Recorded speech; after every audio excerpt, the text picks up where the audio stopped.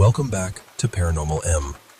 I hope you're doing well, and I'm glad you're here for another video.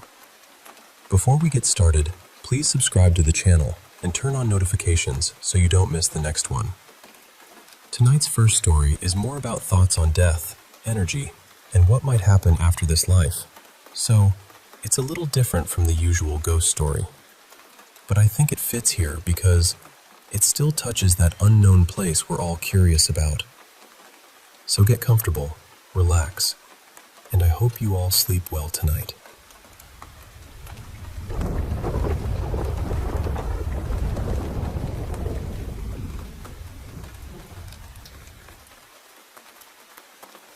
Honestly, I used to avoid thinking about death completely. It made me uneasy in a way I couldn't really explain. I think what scared me most wasn't death itself, but the unknown. That question of what happens after this life. Over time, though, something shifted in me. I started feeling like there's this bigger awakening happening around us. Like more and more people are becoming aware that life is not just what we can see, touch, and explain. And I believe when you truly start searching for answers, life starts leaving little clues for you. You just have to learn how to notice them. For me, a lot of those clues came through podcasts, stories, spiritual conversations, and learning more about the paranormal. I've realized there is so much we don't understand, and maybe we're not meant to have every answer right away. I don't really connect with organized religion. To me, it often feels like it closes people off instead of opening them up. I believe something sacred exists, but I find it more in the earth, in nature, in community, in love, and in connection. I think we've been pulled away from that in so many ways. I believe we are energy. I believe we are consciousness living inside a body for a while, almost like this body is the vehicle, not the whole self.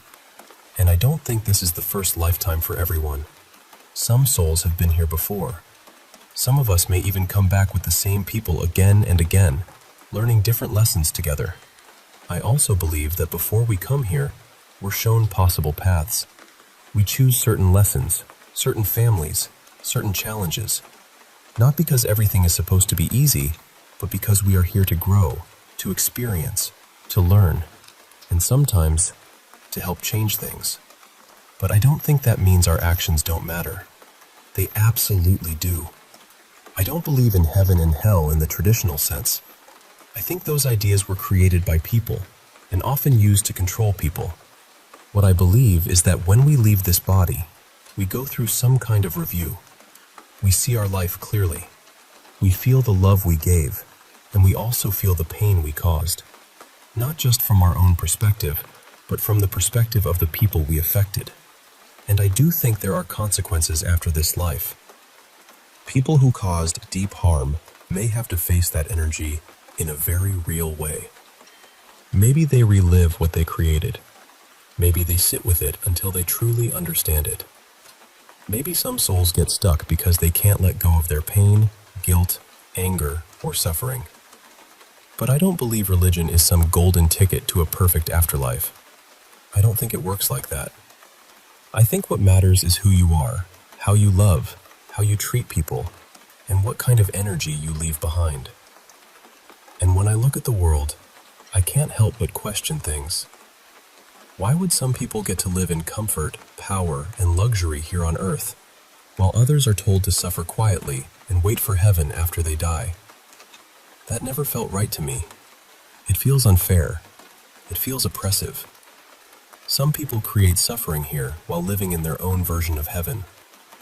When you listen to stories about children remembering past lives, near-death experiences, deep meditation, telepathy, or people having spiritual experiences with plant medicine in safe and intentional settings, it becomes hard to believe that this life is all there is.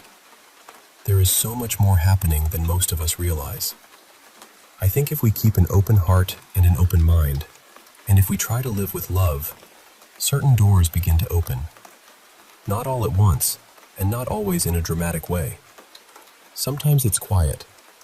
Sometimes it's just a feeling, a knowing. And I'm actually proud of myself for getting to this place. Death used to terrify me. I couldn't sit with it. I couldn't talk about it. But now, I don't feel that same fear. In a strange way, I feel peaceful about it. Maybe even curious. I don't see death as the end anymore. I see it as a doorway. And while we're here, I really think the most important thing is simple. Be kind. Be loving. Be good to people. That's what matters.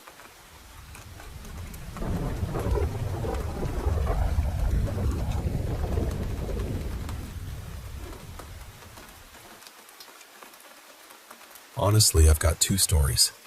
One happened when I was completely alone, and the other happened when there were enough of us there that I still can't brush it off. The first one happened during my first year of college. I was home one evening, sitting at the dining room table, trying to get through some calculus homework. My parents' place had this open layout, so the dining room looked straight into the living room. And if you sat at the end of the table, like I was doing, your back was toward the living room and this huge window that went almost from the floor to the ceiling. So I'm sitting there, pencil in hand, staring at numbers, and then, suddenly, out of absolutely nowhere, I felt this wave of fear hit me. Not nervousness, not a little chill. Fear. It was the kind of fear that feels like your whole body knows something before your brain does. I had this immediate thought that if I stayed in that chair for even one more second, something terrible was going to happen. And at the exact same time, I saw something in my mind so clearly it felt less like imagination and more like a warning. I pictured this tall, twisted thing standing behind me, somewhere between me and the window. It looked partly human, partly goat, with this awful stillness to it, just staring at the back of my head. I didn't turn around. I didn't check. I just got up and rushed straight into the kitchen, where my mom was making dinner. And the second I stepped out of that dining room, the fear disappeared. Completely. Like someone had snapped a cord. I've never been especially religious. I don't really believe in heaven or hell, and I've always been pretty skeptical about ghosts and paranormal stories. But that moment shook me badly enough that I can't fully close the door on the idea that there may be things around us we don't understand. And the strange thing is, that house had a history of odd things happening. My mom and my stepdad Ron experienced things too. And Ron is not the type to believe in anything supernatural. He's the kind of person who wants a logical explanation for everything, but even he couldn't explain some of it. One morning, we found the attic door open. That might not sound like much, but this door was heavy. Really heavy.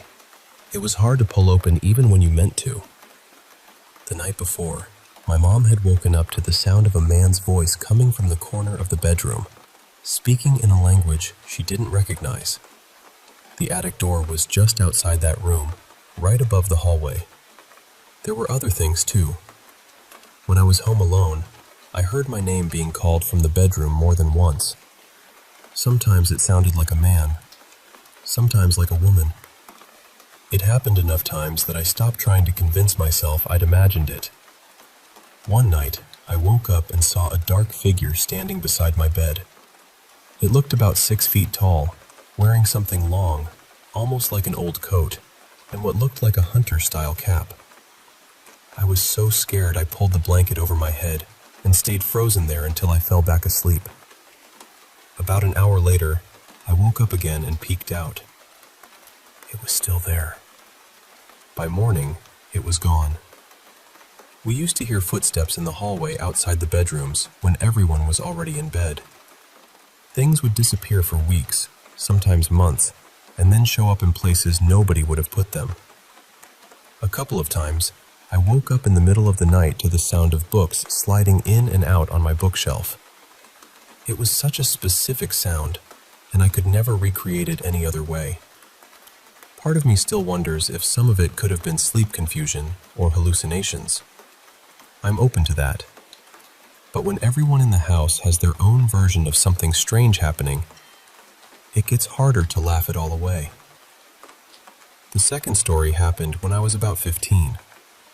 We were out at my parents' lake property one night having a bonfire. It was my mom, Ron, my stepbrother, his girlfriend, my best friend, 2 family friends, and me.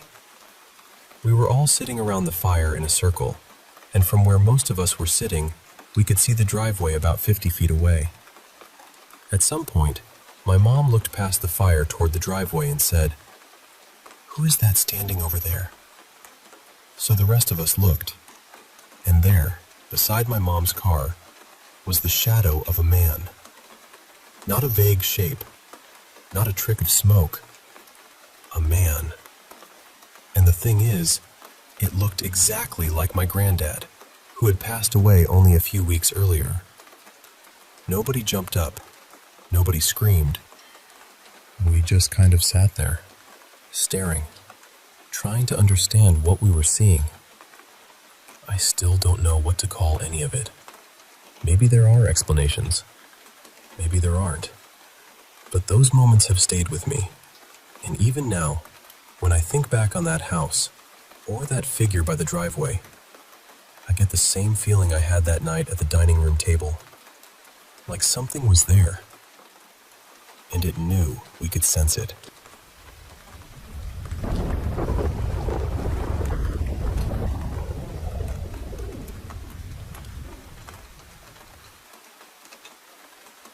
I work in this old former church that was built sometime in the early 1930s, with a newer section added on in the late 1960s.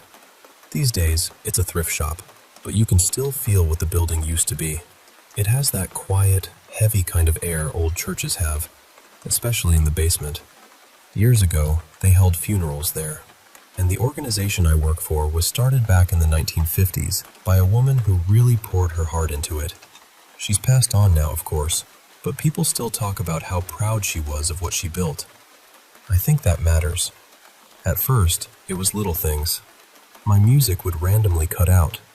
The speaker system would shut off right in the middle of a song, just like someone had pulled the plug. It wasn't terrifying, exactly. More annoying than anything, but it happened enough that I started noticing. Then, last summer, something happened that I still think about. I'm 42, and up until that day, I had never seen anything in my life that I would call paranormal. I was downstairs in the basement by myself, grabbing donations to bring up to the sales floor. My coworker was upstairs helping customers, so I knew nobody else was down there with me.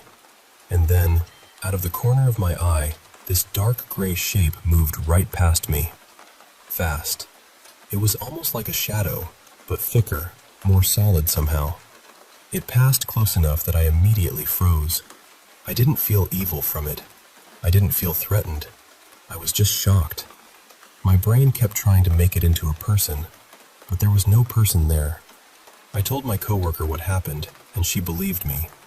But I didn't tell many other people because my manager doesn't believe in that kind of thing, and I didn't want to get labeled as the weird one at work.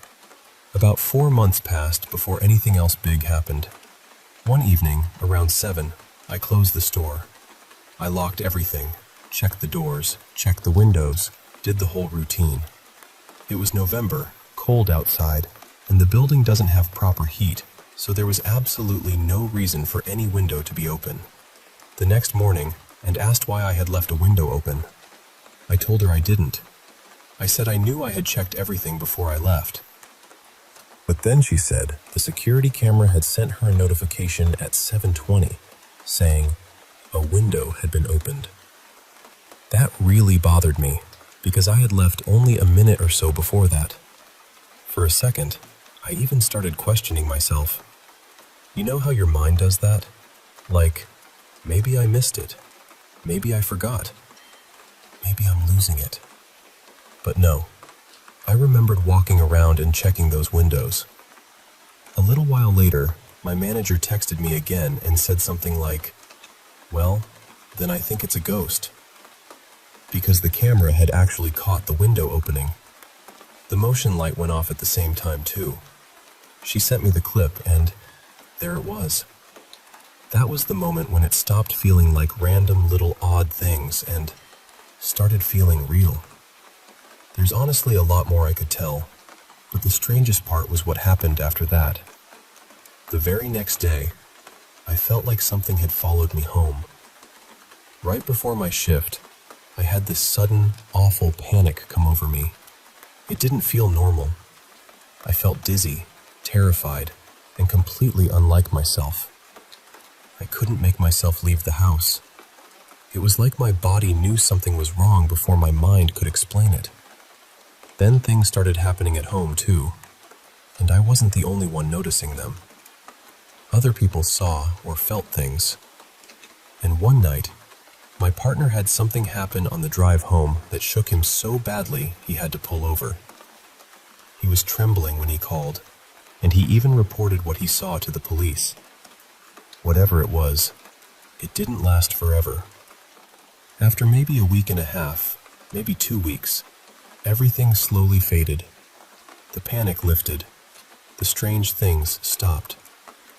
I started feeling like myself again. I still don't know exactly what happened. I just know that old building has a history, and I don't think everything inside it is as empty as it looks.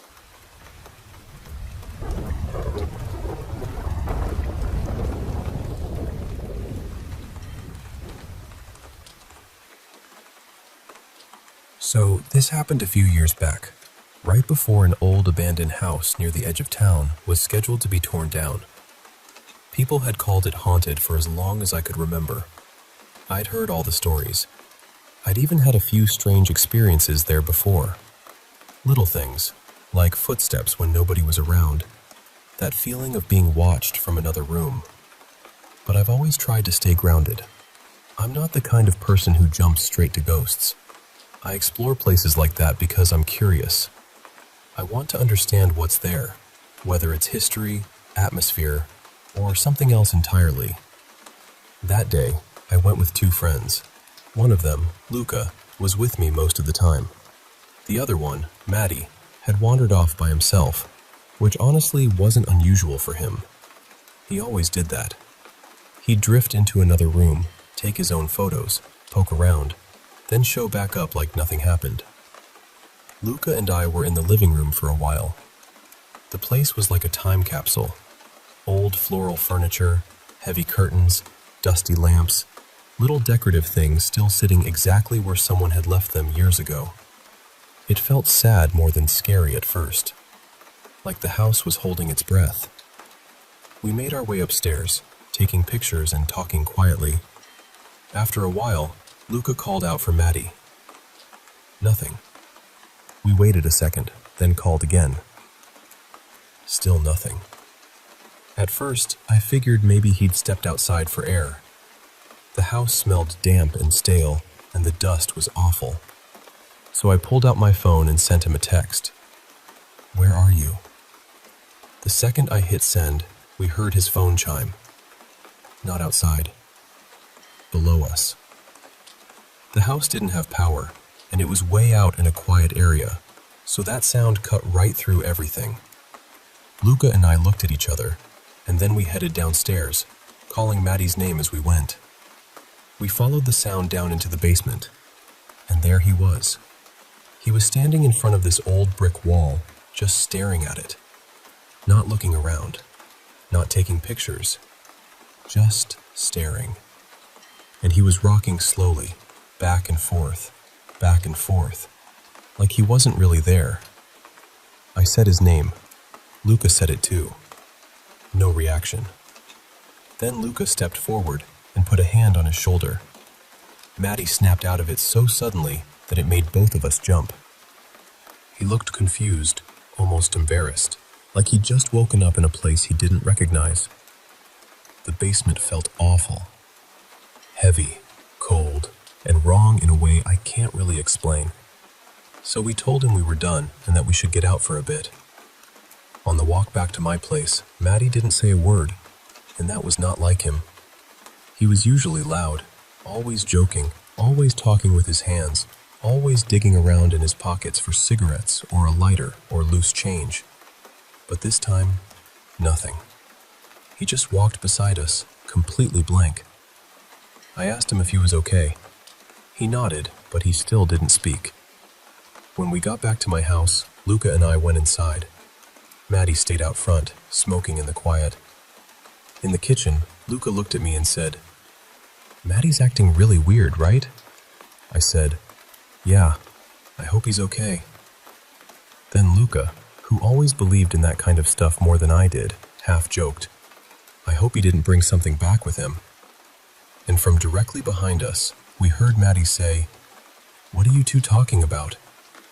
I cannot explain how badly that scared us. He had come through the front door and walked all the way into the kitchen without making a sound.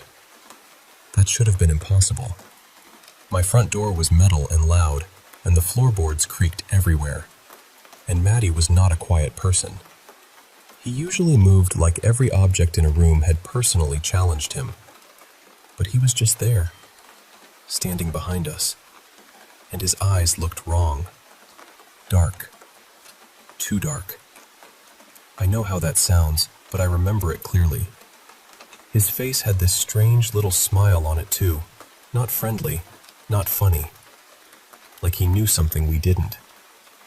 I don't know what happened to him that day. I didn't see much of him after that. But I still think about him standing in that basement, rocking in front of that brick wall. And I still think about how he got into my kitchen without making a single sound.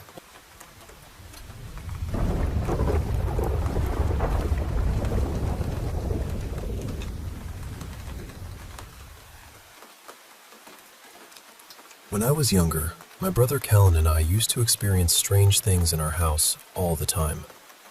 And I know people say that kind of thing casually, but this was regular enough that we actually had a routine around it.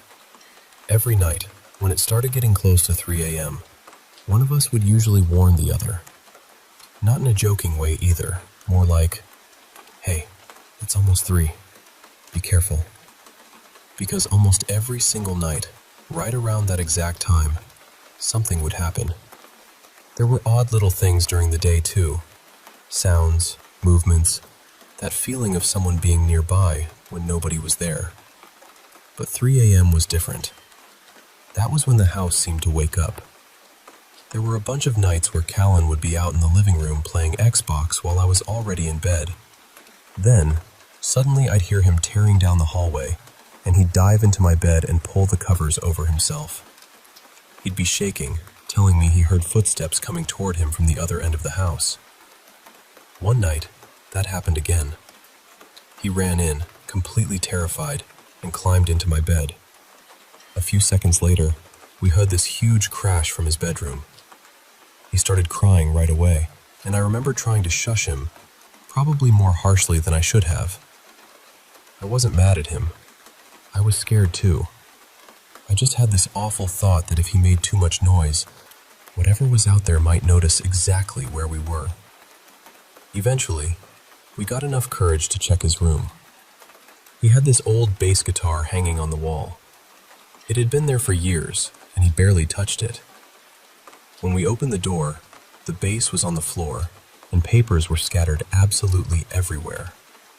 Across his desk, his bed, the carpet, the dresser, even partly inside the closet. The weirdest part was that our mom had cleaned his room earlier that day. It had not looked like that. Something strange used to happen to me during the day, too. At least once a week, I'd be sitting at my computer with my back facing my bedroom door, playing a game, and I'd hear footsteps on the carpet behind me.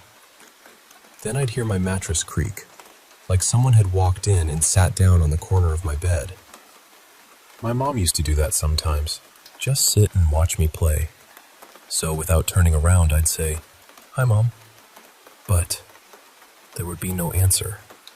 Then I'd turn around, and nobody would be there. The bed would be empty. The room would feel completely still. Another time, Callan told me he kept hearing scratching inside the wall. I thought maybe it was mice or something, so I went to listen. But the strange thing was, you could see both sides of that wall. There wasn't really anywhere for an animal to be hiding. I put my ear against it anyway. And then, there was this massive bang from inside the wall, like somebody had punched it from the other side. We just stared at each other for half a second, both of us trying to understand what had just happened. And then, we ran out of the room. There was also one night when I was in my bedroom and I heard my dad call my name, clear as day, loud enough that I got up and went to find him. But when I got to his room, he was asleep, fully asleep, snoring. The thing that still bothers me the most, though, is what happened later in my dad's old childhood room. It was the only time in my life I ever had sleep paralysis. I was lying on my back, and it felt like I was awake, but my eyes were shut and I couldn't really move. Then suddenly, it was like there was a flashing light right in front of my face, blinking faster and faster. The light got stronger, and then it turned red. I couldn't move my head, but somehow I managed to jerk my body onto my side. And that's when I saw her. There was an old woman sitting in a rocking chair, just watching me. She was knitting with red yarn. She didn't speak. She didn't move toward me. She just sat there, rocking gently, like she had been waiting. When I got home, I told my parents what happened. My dad got quiet. Then he told me that when he was a kid, he had experienced the exact same thing in that exact same room. At first, I thought he was messing with me, but then he started describing her, what she was wearing, the rocking chair, the red yarn, everything. And honestly, I still don't know what to make of any of it. I just know that house had something in it, and whatever it was, it seemed to know when we were listening.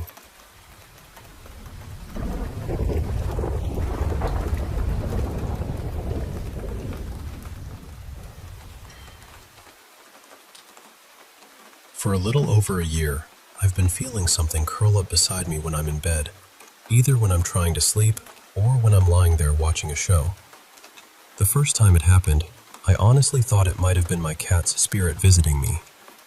I've always believed animals can come back to comfort us, and at first, that's exactly what it felt like. Gentle, familiar, almost loving. But over time, that feeling changed. Now it doesn't feel comforting anymore. It feels pushy, angry, and almost possessive. When I ignore it, or when I refuse to let it touch me, or when I tell it firmly to leave, it seems to react badly. It stays close to my side, almost constantly. I even had a priest come to bless my home. Since then, I've been praying more, reading scripture, and trying to keep myself grounded. But this presence still feels like it's there. Sometimes it sends this strange surge through me, almost like a jolt of energy. It affects my heartbeat and makes me feel like I'm having a massive adrenaline rush. Other times, it feels like it's underneath me somehow, making it uncomfortable to lie flat.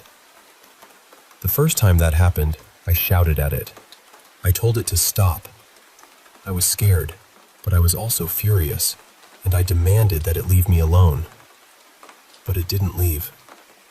If anything, it feels like it became angry with me. Since then, I've had strange heart sensations, waves of heat, and feelings that are very close to severe anxiety. Looking back, I remember that I started having panic attacks out of nowhere last spring. The odd thing was, whenever I got in the car and went for a drive, the feelings would ease up.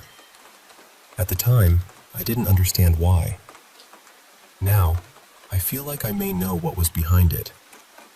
I've had paranormal experiences throughout my life. I've seen things I couldn't explain, including ghosts. But I won't go into all of that right now. What matters is that I'm frightened. I can't seem to make this thing go away. One night, it felt like it attacked me. It was like it had attached itself to my back, sending those same surges through me and causing intense hot flashes. I barely slept for 2 nights after that.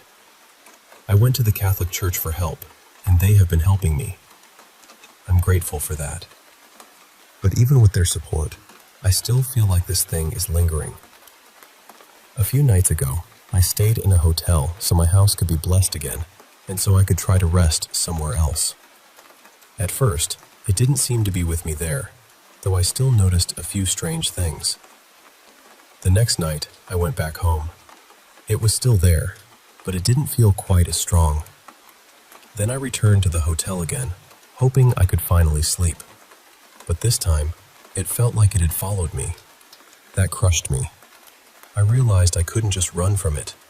Now I feel like I have to face it, and honestly, that terrifies me. I keep asking myself how this happened. Why me? Why now? It feels like the kind of thing people only expect to see in movies. So I'll say this to anyone who ever feels something unseen cuddling up beside them, even if it feels loving at first. Please be careful. If it really is the spirit of a beloved pet or someone who loved you, I believe they would respect your boundaries. They would understand if you asked them to move on. Some of my other experiences involved being touched in ways that felt deeply wrong, and I'm starting to wonder if all of it may be connected to the same presence.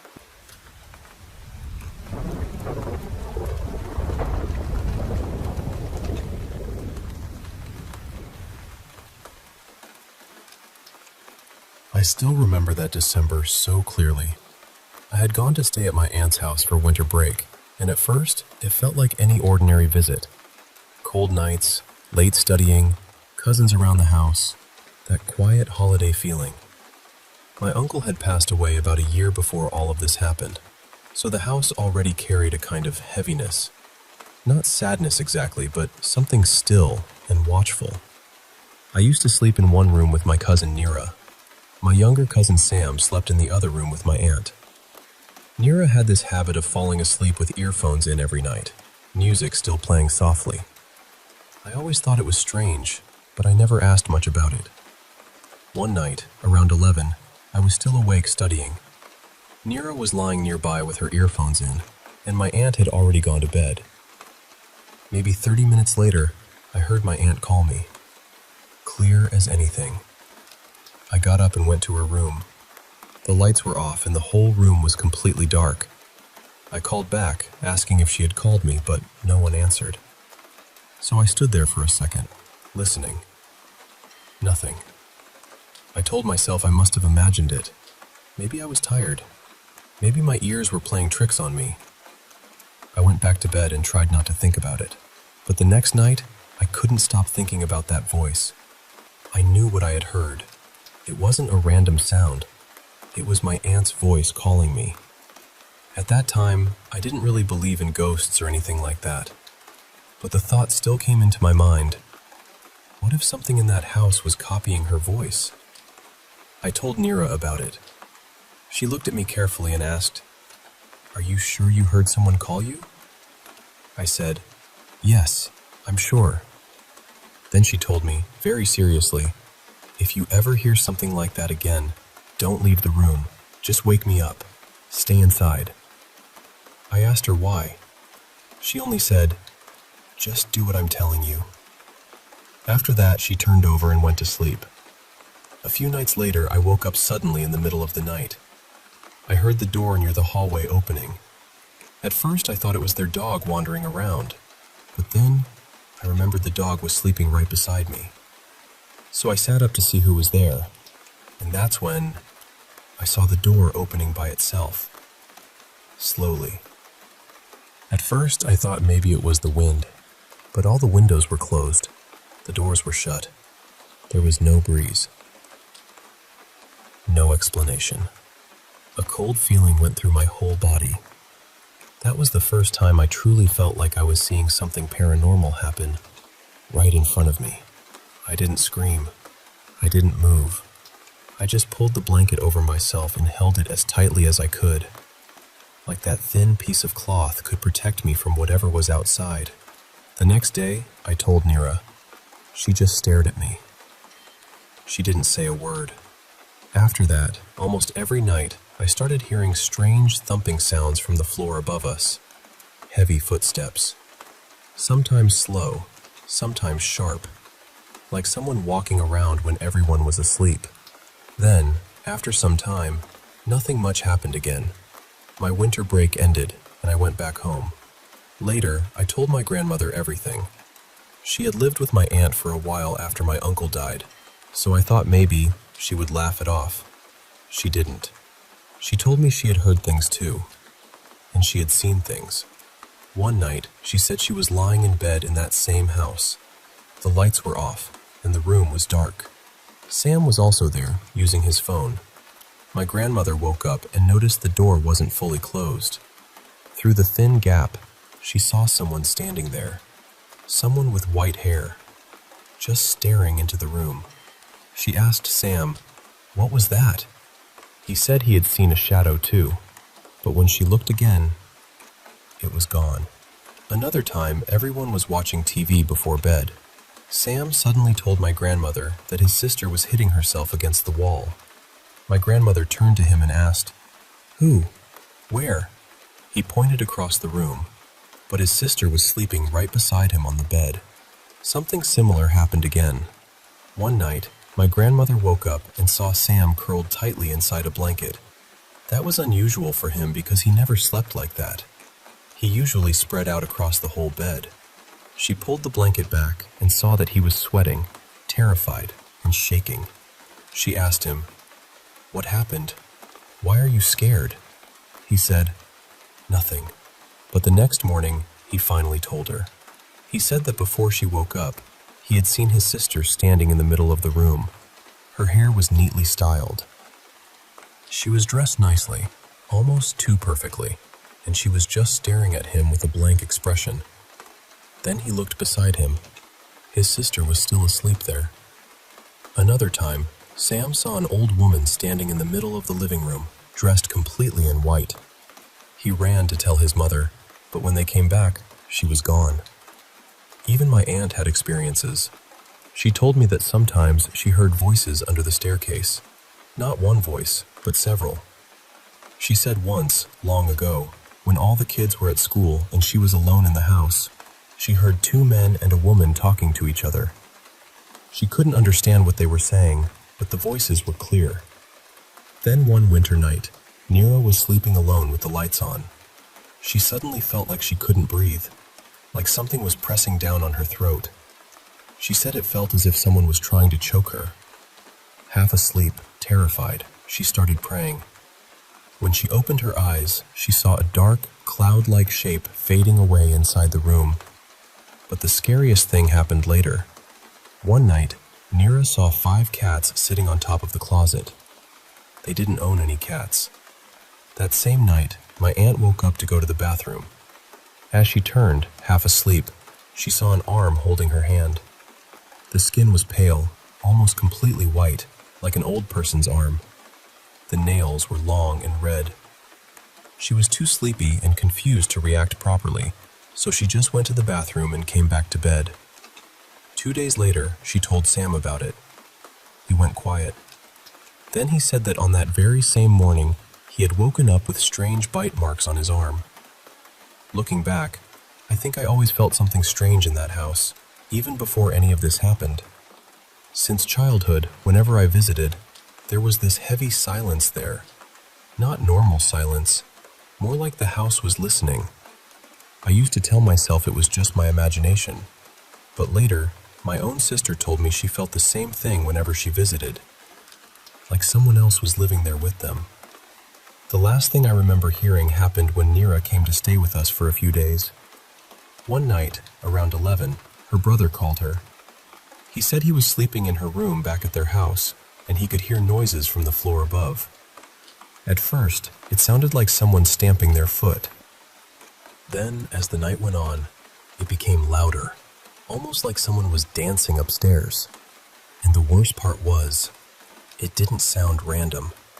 It sounded like whoever was up there wanted to be heard.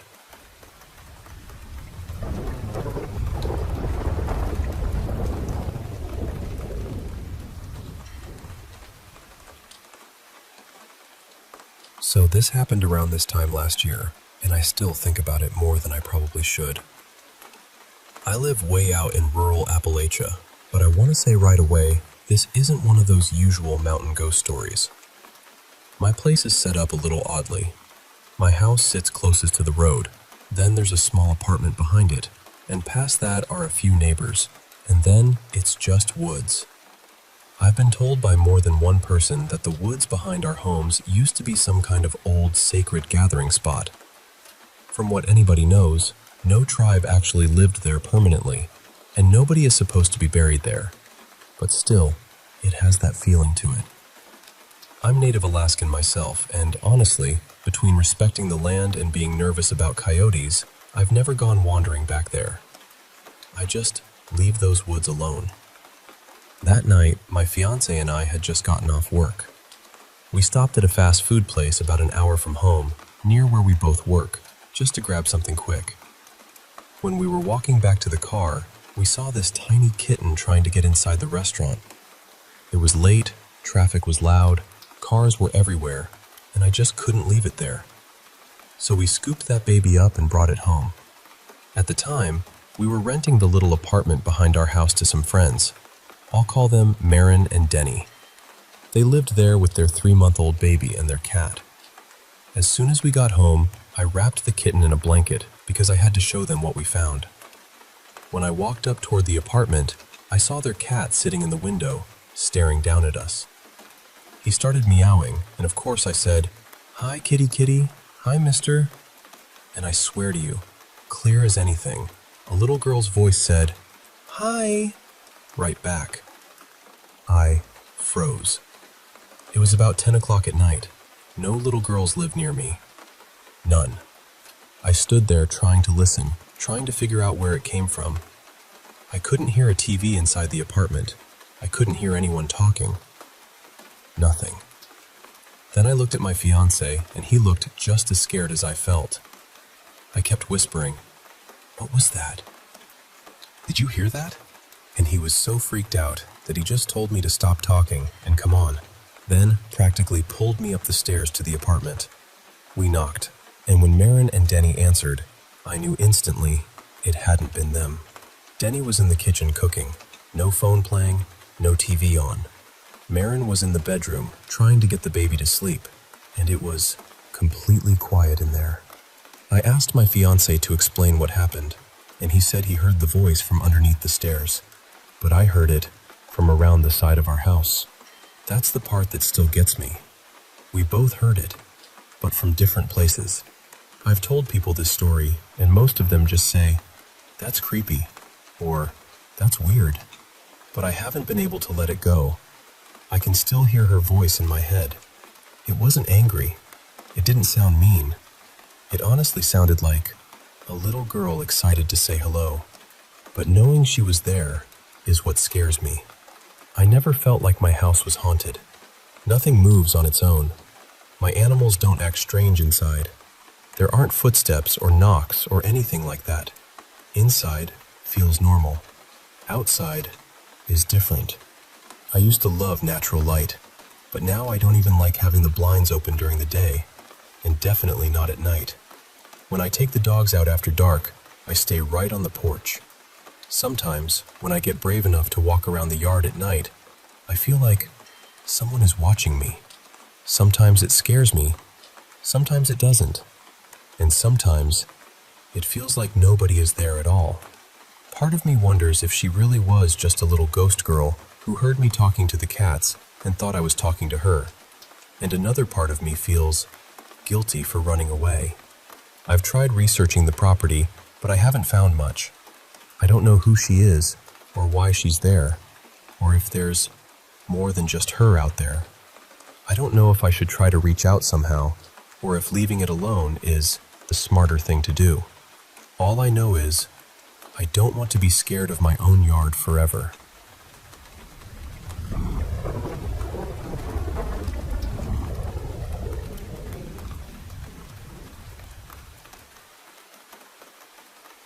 I've been sitting with this story for a while, and honestly, I still don't know exactly what to make of it. I've told a few close friends, but I wanted to share it properly because maybe someone listening has a theory, or has dealt with something even remotely similar. Before I get into the house itself, I should probably say that this wasn't my first brush with something I couldn't explain. When I was a kid, not long after my mom passed away, I felt someone place a hand on my shoulder. It was gentle, almost comforting. Years later, while I was working near a fenced ledge, I felt this sudden hard tug, like someone had grabbed me and tried to pull me backward. Both times I looked around and nobody was there. So when my roommates first started talking about noises in the new house, I tried not to jump straight to ghosts. I actually moved in a little later than everyone else because I had injured my hand pretty badly and couldn't help carry anything. By the time I got there, my roommates had already been hearing footsteps at night, especially above us in the attic. The attic was technically off limits, not really safe to live in, and we were only shown where the key was in case of an emergency. At first, I shrugged it off. Old house, creaky boards, pipes settling, all that. And when I finally moved in, nothing felt strange to me. No weird energy, no noises, no cold spots. It was just a house. Then a couple weeks later, my roommate Len and I were skating around the neighborhood when we saw this old painting leaning against a trash can. It looked gloomy and dramatic in that perfect, why would anyone bring this home kind of way. Naturally, because we were film students and apparently had no survival instinct, we took it. We joked about it being cursed. Haunted painting, student horror film, all the obvious lines. Then we thought it would be funny to put it in our roommate Kira's room while she was gone. She didn't laugh, didn't yell, didn't even really comment. She just quietly carried it downstairs later, which somehow made it feel creepier. Not long after that, I moved into the basement because I was tired of sharing a room. I've always liked basements. They're cool, dark, quiet. For the first week or so, I actually slept better down there than I had in ages. Then I started feeling sick. Nothing dramatic at first, just run down, foggy, kind of heavy. One night, our friend Colin came over. We smoked a little, watched TV, and he joked that he was going to sneak downstairs later and scare me. So, of course, when I went to bed, I was already a little on edge. I finally fell asleep, but I jolted awake almost immediately. I looked across the basement and saw Colin standing right in the middle of the room. I thought, okay, very funny. So I grabbed a pillow and threw it at him as hard as I could.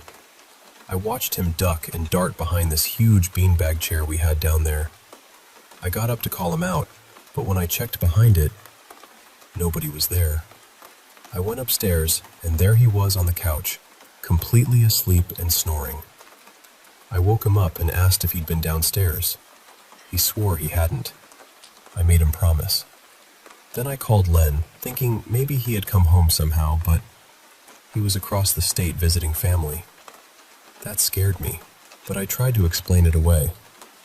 Maybe it was the weed. Maybe I had dreamed part of it. Maybe I was half awake and my brain filled in the blanks. But then, it happened again. A few days later, I went to sleep in the basement feeling even sicker than before. That same uneasy feeling came over me, like the room had gone still in a way rooms shouldn't. I opened my eyes, and there was Colin again, standing in the center of the basement. I called his name, and he ran off in the same direction as before. This time I went upstairs immediately. Colin wasn't there. Len wasn't there. I checked my phone and saw Colin's location had updated at his house 1 minute earlier. He lived about 15 minutes away and didn't have a car. I called him, panicking, and he basically told me I was being a baby and needed to deal with it. So I talked to Len. I asked if he had seen anything. He said no, but he asked if I was feeling all right. Since I'd been sick, we wondered about carbon monoxide. I'd read that it can make people hallucinate, so we checked the detectors, replaced batteries, made sure everything worked. Nothing. No alarms, no explanation. That night, something changed. For the first time, I didn't see Colin. I saw Len. I thought he'd come home early and walk downstairs to talk, because he was the kind of person who would do that even if I was half asleep. I called out to him, but he ran off in another direction. Right as I grabbed my phone to turn on the flashlight, my phone started ringing. It was Len, calling from outside, asking me to let him in because he was locked out. I hadn't locked any doors. That was the moment I stopped trying to be calm about it. I was sick, exhausted, and starting to feel like the house was messing with my head on purpose. I went to the ER. They ran several tests and couldn't find anything wrong. I needed a break, so the next night I stayed at my friend Mira's place. Around 2 in the morning, while I was asleep on her floor, Mira got a call from Len. He asked if I had left her house. She sent him a picture of me passed out on the floor, and he freaked out. Because back at our house, he had heard me outside the front door, banging and asking him to let me in. When they told me in the morning, I felt 2 things at once. I was terrified, obviously, but part of me was relieved because now someone else had experienced it. It wasn't just me anymore. We had a friend from film school who was into occult history and old ritual texts. His girlfriend practiced witchcraft, and we trusted them enough to ask him to come over and check the house. The second he stepped into the basement, he walked straight to the spot where I kept seeing the figure. He stopped and said it felt freezing there and heavy, like the air itself had weight. He gave us sage and, very questionably, an Ouija board. He said if we wanted to communicate, we could try. We also asked him about the painting, but he said it didn't feel like anything special. Just old, weird, and creepy looking. We decided to use the board. I know, terrible idea. But at that point, I wanted answers.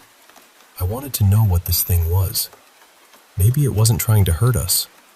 Maybe it was lonely. Maybe, in some strange way, we could live with it. We sat in the basement, right where it had appeared. We lit a candle, went over the rules, and started asking questions. At first, it felt fake. The planchette went to 666, and we all thought someone was messing around. But then Len got really quiet. He thought whatever was coming through might be an old friend of his who had passed away. He started asking questions only she would know, and the answers were surprisingly accurate. Strangely enough, that board session was probably the calmest supernatural experience we ever had in that house. Afterward, we saged the place thoroughly and left to spend Thanksgiving with our families. When I came back, my girlfriend had given me a sleep mask because I'd been having so much trouble resting. Kira and her sister were supposed to be home, and I had work later, so I lay down for a nap. Then, I heard them talking. Kira's sister said, "Right there?" And Kira answered, "Yes, stand there." I opened my eyes, pulled off the sleep mask, and nobody was in the room. I called Kira. She was across the state, driving her sister home. I was alone in the house. That night, after work, I came home still shaken. My coworkers had told me that if it was a ghost, I shouldn't provoke it. Don't acknowledge it too much, and if I had to, be kind. But I didn't even make it to sleep. I looked toward the stairs and saw a hand curl slowly around the banister. The basement stairs had a landing where one set went toward the back door and the other turned down into the basement. The hand came from that landing first, then fingers wrapped around the rail. Then, a face leaned into view. It was greenish, veiny, and wrong. Not like a person. Not like the shapes I'd seen before pretending to be people I knew. That was it for me. I ran toward the stairs and yelled at it to leave. I put salt on the stairs and around my bed. I was scared, but I was also furious. There's a point where fear turns into, absolutely not. After that, I called Colin. He had recently told me his mother practiced witchcraft, and she gave us a spell to recite to clear the house. We opened every window and door. Colin walked through with sage, repeating the words. When we opened the attic door and he stepped inside, the sage went out instantly. There was no draft. He came down, relit it, and I went up with him to see what was going on. That's when we noticed two mirrors facing each other. I know people argue about this kind of thing, but some believe facing mirrors can act like a doorway. We turned them away from each other and kept going. Then we heard a loud bang from the basement, followed by smaller bangs. Like one of the basement windows had flown open, slammed into the ceiling, dropped back down, and bounced. We ran downstairs. The window was closed. Then we went near the painting, which was still downstairs, and the sage smoke started pushing away from it in thick waves, like something was forcing it back. I grabbed the painting, carried it outside, and left it there. After that, I moved back upstairs. Not long after, Len moved out too.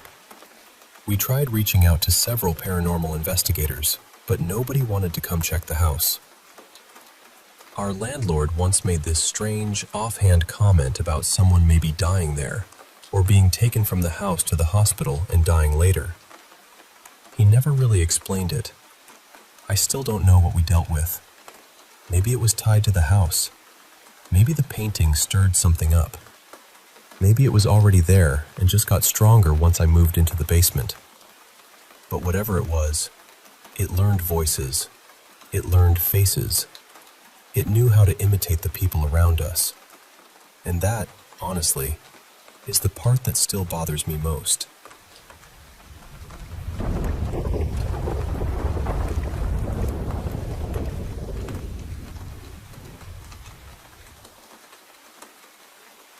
When I was 18, my family packed up and moved about 2.5 hours away to this small Texas town, all because my aunt had married a man who ran a dairy farm. And when I say my family moved, I mean everybody came along. My grandparents, my dad, his sisters, their husbands, all the cousins. Me and my cousin had just finished high school, and instead of stepping into adulthood in the place we'd always known, we followed the whole family into a town where people didn't just know your name, they knew what truck you drove. My dad had always been a farmer, so he settled in pretty quickly. It didn't take long before he met a man named Rocco. Rocco was older than my dad by maybe 20 years, but somehow that never mattered. They just clicked. He was one of those men who looked like he had been shaped by the land itself. Faded overalls, worn-out cap, heavy boots, sun-browned hands. He helped around the dairy, and later, when the dairy didn't make it, he and my dad went into business together. They bought some land, raised cattle, and opened a small wild game processing shop.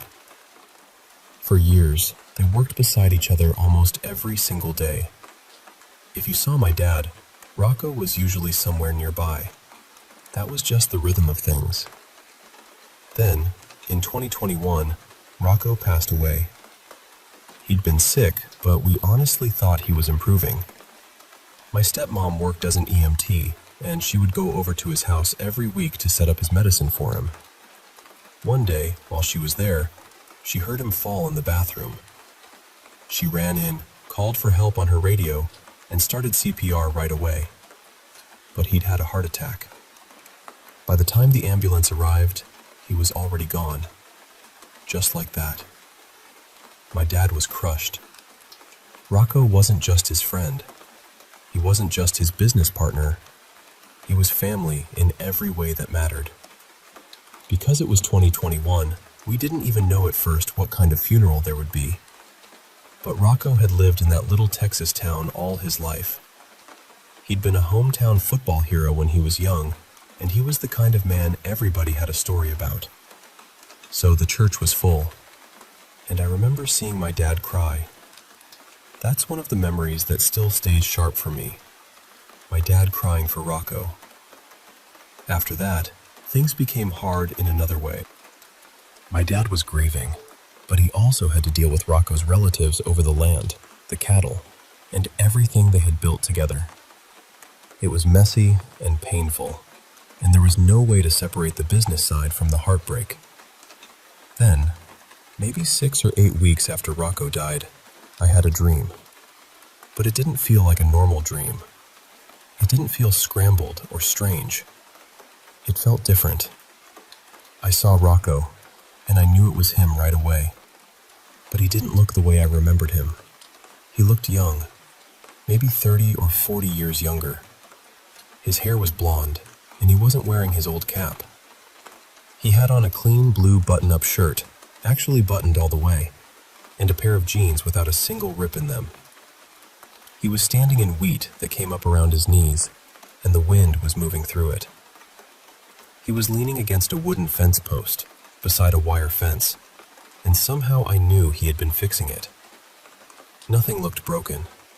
Nobody told me. I just knew. I couldn't see myself in the dream. It was more like I was being allowed to watch for a moment. Then Rocco looked right at me. He never said a word, but I understood him completely. He was okay. He had made it. He was home. I woke up crying, but not because I was afraid. I cried because I wasn't ready for it to be over. I wanted to close my eyes and go right back there, just to see him one more time. And somehow, I also knew I shouldn't tell my dad yet. He wasn't ready. His grief was still too fresh, and everything with Rocco's family was still happening. So I kept it to myself. About a year later, I was out at my dad's place, and somehow Rocco came up in conversation. I don't remember exactly what led us there. I just remember feeling, very clearly, that it was time. So I told him. I told him about the wheat, about the fence post, about how young and peaceful Rocco looked. I told him how certain I felt that Rocco was letting me know he was all right. Then I asked my dad if he'd ever had a dream like that about him. He said no. And I told him what I had believed from the beginning. Maybe Rocco came to me because my dad wasn't ready to receive it yet. Maybe he knew I would carry that message quietly until the moment my dad could actually hear it. I'm not someone who goes looking for things like that. I don't chase paranormal stories, and honestly, I don't need more experiences like it.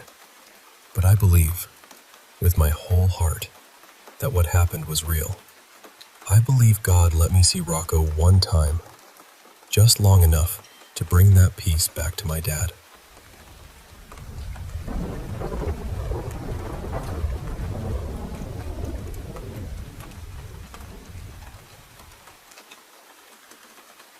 Hey, I want to share something a bit personal and really unusual that's been happening to me for quite some time now. Actually, for about 4 years. I keep having these recurring dreams about this mysterious man. He always looks the same, and there's this consistent feeling every time I see him in my dream. But here's the thing. I've never met this person in real life. Not once. And it's not just any dream, you know? These dreams feel deeper, more vivid than any other dreams I've had before. So, a little about me. I'm a young adult, kind of introverted, and honestly, I've never really been involved romantically with anyone. Never had a relationship, never really been interested in that stuff much. But these dreams, they're different. They bring something else entirely. The dream I had recently was set in this enchanted forest, surrounded by towering ancient trees. The kind where the sunlight filters through the leaves in golden shafts, and everything feels alive but peaceful. We were completely away from the hustle of everyday life, somewhere no one could find us. The colors in this dream were unbelievably crisp, clear, and vivid, like someone had painted the world with the brightest, most enchanting palette. I found myself inside this modest medieval cottage, and it was so cozy and warm.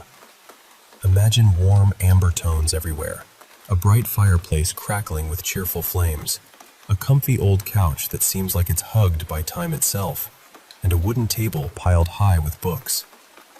The walls were made of stone and wood, and torches flickered softly, casting dancing shadows that made the room feel alive and safe. It wasn't fancy, but it was perfect, a sanctuary.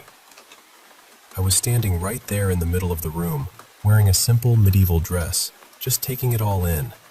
The warmth, the peacefulness, the feeling of home. Then, Through a white-painted wooden door, he walked in. I recognized him immediately, as always, the mysterious man. He closed the door gently behind him. It felt so natural, like this was a place we shared. The funny part was, the moment I saw him, I just knew we were together. Like we were a couple living here, sharing this quiet life. I imagined he'd been outside, tending to the garden, working under the summer sun, getting his hands dirty in the soil. It was a routine for him, I could tell. He caught my gaze, and the way he looked at me was just breathtaking. Every time I see him in my dreams, he looks directly into my eyes, like he's seeing straight into my soul. And it's not just a glance. It's the way someone in love looks at the person they love. His smile lit up his whole face, the kind where his eyes crinkle at the edges because he's genuinely happy to be there. He was tall and steady, standing with ease but strength. His long, jet-black hair fell just past his shoulders, a little tousled from working outside. He wore black gardening gloves, practical but somehow elegant, and those classic Victorian black Wellington boots to keep the mud out. When he came closer, I got a better look at his eyes. Those stunning, deep green eyes that always catch me off guard. Sometimes his hair is shorter in other dreams, but the eyes, they never change. They're mesmerizing. Usually he doesn't speak in these dreams. He just stays close, smiling softly, sitting or standing nearby. There's this peaceful, loving energy that surrounds him, and honestly, it's one of the most comforting feelings I've ever had. Like being wrapped in warmth and calm all at once. But this time, he did communicate with me, though not with words. It was like he spoke directly into my mind, telepathically. And for about a minute, he kept repeating, "I am a vampire," over and over. Now, you might think that would be scary, right? But I wasn't afraid at all. Because in that moment, he wasn't a monster to me. He was someone I loved deeply and who loved me back. It was a connection so strong that words weren't necessary. We just knew each other's hearts. I've never experienced anything like that in real life. Then, something strange happened. His eyes changed. They shifted from that familiar green to this incredible mix of colors. Bright orange at the center, glowing warmly, surrounded by a yellow rim on the outside, and then a thin line of red tracing the inner edge. It was mesmerizing and a little otherworldly. I found myself whispering, "I've never seen eyes like yours before." Just staring, utterly captivated. He smiled that same warm smile, and I wrapped my arms around him in a big hug, pressing a quick, tender kiss to his cheek. And then, I woke up. So, yeah, that's the story. Basically, I was in this beautiful, happy, committed relationship with a vampire, at least in my dreams. I'm not sure what it all means, but I thought it was pretty cool, and I wanted to share it with someone. Thanks for listening.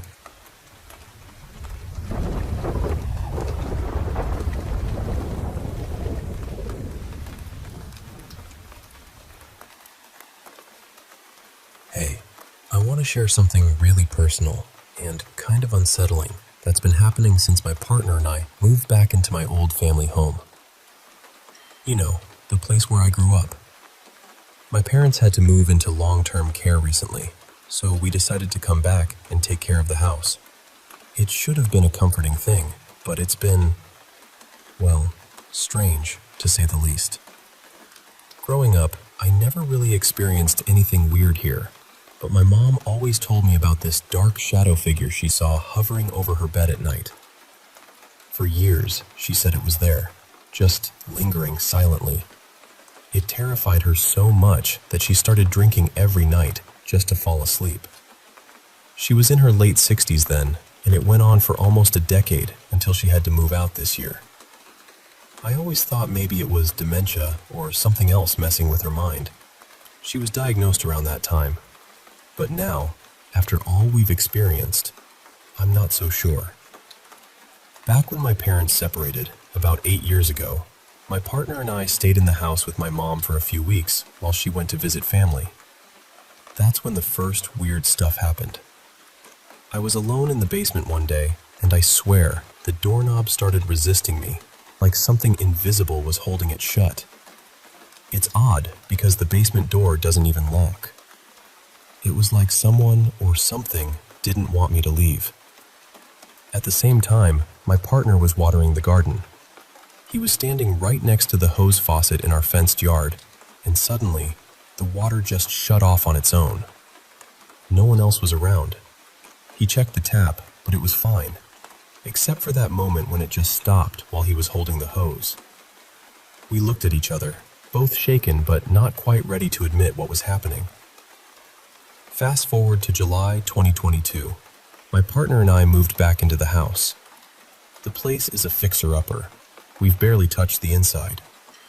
Most of our time is outside in the backyard, which is lovely but has one annoying problem: no electrical outlets. So we string up extension cords and use flashlights when it gets dark. That's when things got really weird. Almost every day, one or more flashlights would turn on by themselves. And I mean completely turned on, bright as day in the middle of the afternoon, with no one touching them. We went through batteries like crazy.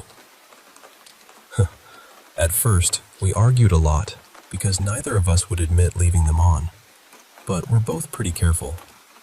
My parents left behind tons of flashlights, every size and style imaginable, so I figured it wasn't just a faulty batch or something. Then I started testing it. I'd leave different flashlights in my line of sight when my partner was out. No visitors, no one else in the house. And sure enough, some would flicker on 4 or 5 times in one afternoon. Sometimes the same flashlight, sometimes different ones. It even happened with the safety flashlight in our car while it was parked in the driveway. Until recently, it was just happening to me during the day. But now that I'm back at work and my partner is home alone more, he's noticed it too. Flashlights turning on in the garage, untouched on shelves. It's like the house itself is alive, or something else is trying to get our attention. There are other things too. Sometimes we'll walk into a room and the water taps are running full blast, cold or hot, or sometimes both, loud enough that you can't miss it, and definitely not accidental. It's eerie because neither of us would leave the water on like that. And then there's the shadow. I keep seeing this dark figure out of the corner of my eye, just standing in the corner of a room. But whenever I turn to look directly, nothing's there. It's like a presence, always lurking just beyond my vision. Strangely, the shadow never shows itself when my cat or dog is nearby, so they might sense it too. This whole experience has been unsettling, but it's not the first time something like this touched my life. And I want to share another moment, one that changed me deeply. 3 days after my mom passed away, she had been battling sepsis, pneumonia, and brain cancer. I was exhausted and struggling to sleep. You know that fuzzy, in-between state when you're almost asleep but not quite? I felt myself slipping into that, but this time it was different. I felt completely present, as if time had stopped, and I was caught in this quiet moment between wakefulness and sleep. Then I sensed her, my mom's presence. It was so clear and familiar, like she was right there with me, even though she'd just passed. The feeling I remember most was urgency. She didn't have much time to talk, but she knew I needed her, and I could only ask yes or no questions. We communicated like this. Are you mad at me for how things turned out? No. Could I have done anything differently to help save you? No. Is everything going to be okay? Yes. Then I realized I was running out of time, but I wanted to ask something more. About my older sister. I felt rushed, like I had just seconds to say goodbye. I think I broke some unspoken rule about that state because suddenly I woke up. After that, I felt a little more at peace. I ate for the first time since Mom passed and slept better that night. Since then, I've tried to reconnect with that space, to reach her again, but it's been almost 2 years with no luck. Now, let me take you back even further, to when I was about 7 years old. We had guests over, so my 2 brothers and I were all sharing one big bedroom. There were 2 beds and a fold-out cot packed in there. One night, in the middle of sleep, my brother woke me up, his voice trembling. He whispered, "Something's not right," and told me to look around. The room was bathed in moonlight, and as my eyes adjusted, I realized all the furniture had been moved around, including my bed. And this wasn't a light bed. It was heavy, old, and I'm a light sleeper. I was amazed and confused, trying to figure out how my brothers, only 8 and 10, could have moved everything without waking me up. I looked over and saw my other brother sleeping peacefully in his bed, which was now on the opposite side of the room.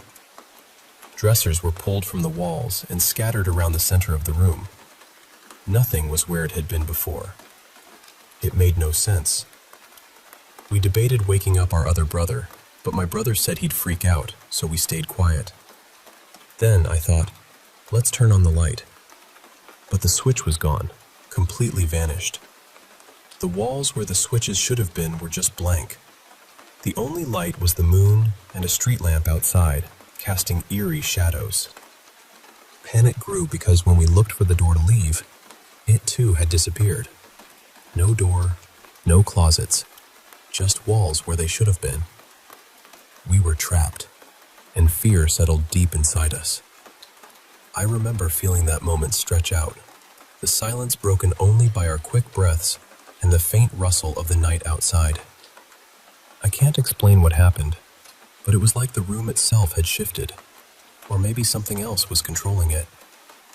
Looking back, it's hard to believe, but it left an imprint on me. That feeling of being trapped, unseen forces moving the world around us.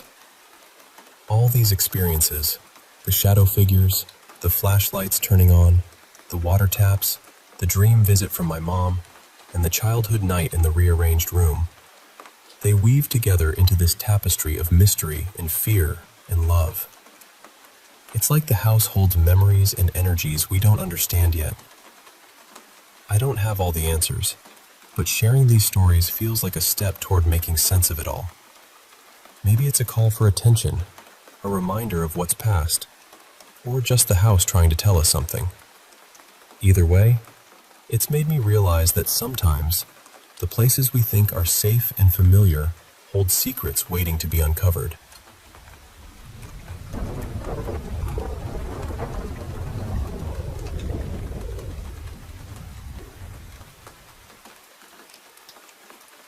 You know, sometimes life throws moments at us that are so strange, so terrifying. They stay with us forever. I want to tell you about one such experience, something that happened to a young mother named Melina. It was a quiet afternoon when Melina noticed something unusual about her infant daughter, Lily. Suddenly, Lily started behaving oddly.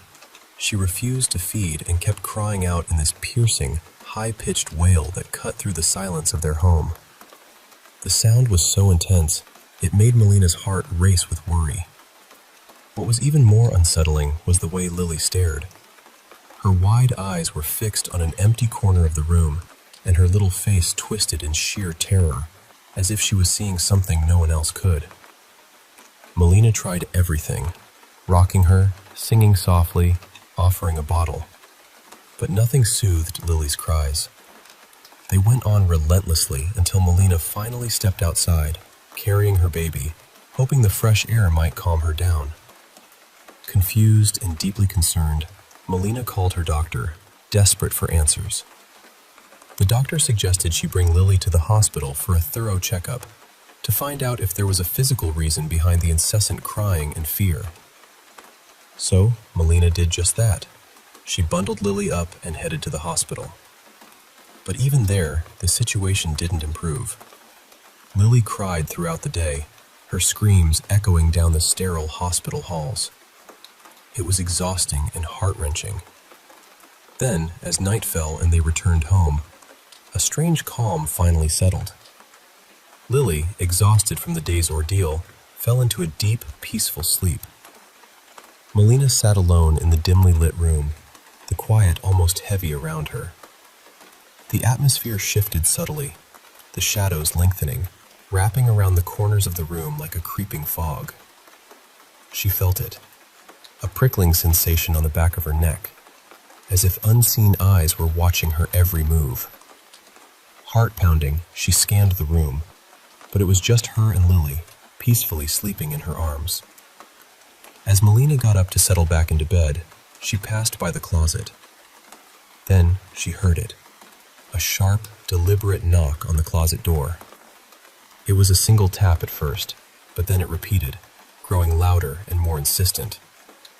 Her breath caught in her throat. She froze, every muscle tense. Summoning every ounce of courage, she reached out and slowly opened the closet door, closing her eyes tightly as she peered inside. But there was nothing, just empty shelves and a few forgotten boxes. She laughed softly to herself, the nervous tension dissolving into relief. Maybe she was just imagining things, her mind playing tricks on her in the quiet of the night. But then, the knocking started again. Louder this time, more aggressive, pounding against the door with a desperate urgency. Melina tried to ignore it, desperate for sleep, but the sound grew unbearable. Suddenly, with a violent crash, the closet door burst open. In the pale moonlight filtering through the window, Melina saw a shadow emerge, a vague, dark shape of a woman in a flowing gown. The figure glided slowly out of the closet, its presence chilling the room. Then, as mysteriously as it appeared, the closet door slammed shut behind it, and the shadow vanished into thin air. Terrified, Melina bolted from her bed, desperate to get help from her parents. But the bedroom door wouldn't budge no matter how hard she pushed or pulled. Panic welled up inside her as tears streamed down her face. She flicked on the light and grabbed a rosary from her nightstand, clutching it tightly like a lifeline. Sitting back down with Lily cradled close, she stared at the closet, her heart hammering in her chest. The clock struck 1 a.m., each tick echoing like a drumbeat in the silence. Then, from somewhere behind her bed, she heard the knocking again, this time at the window. Whirling around, she saw nothing but the empty darkness outside. Slowly turning back, her breath caught in her throat.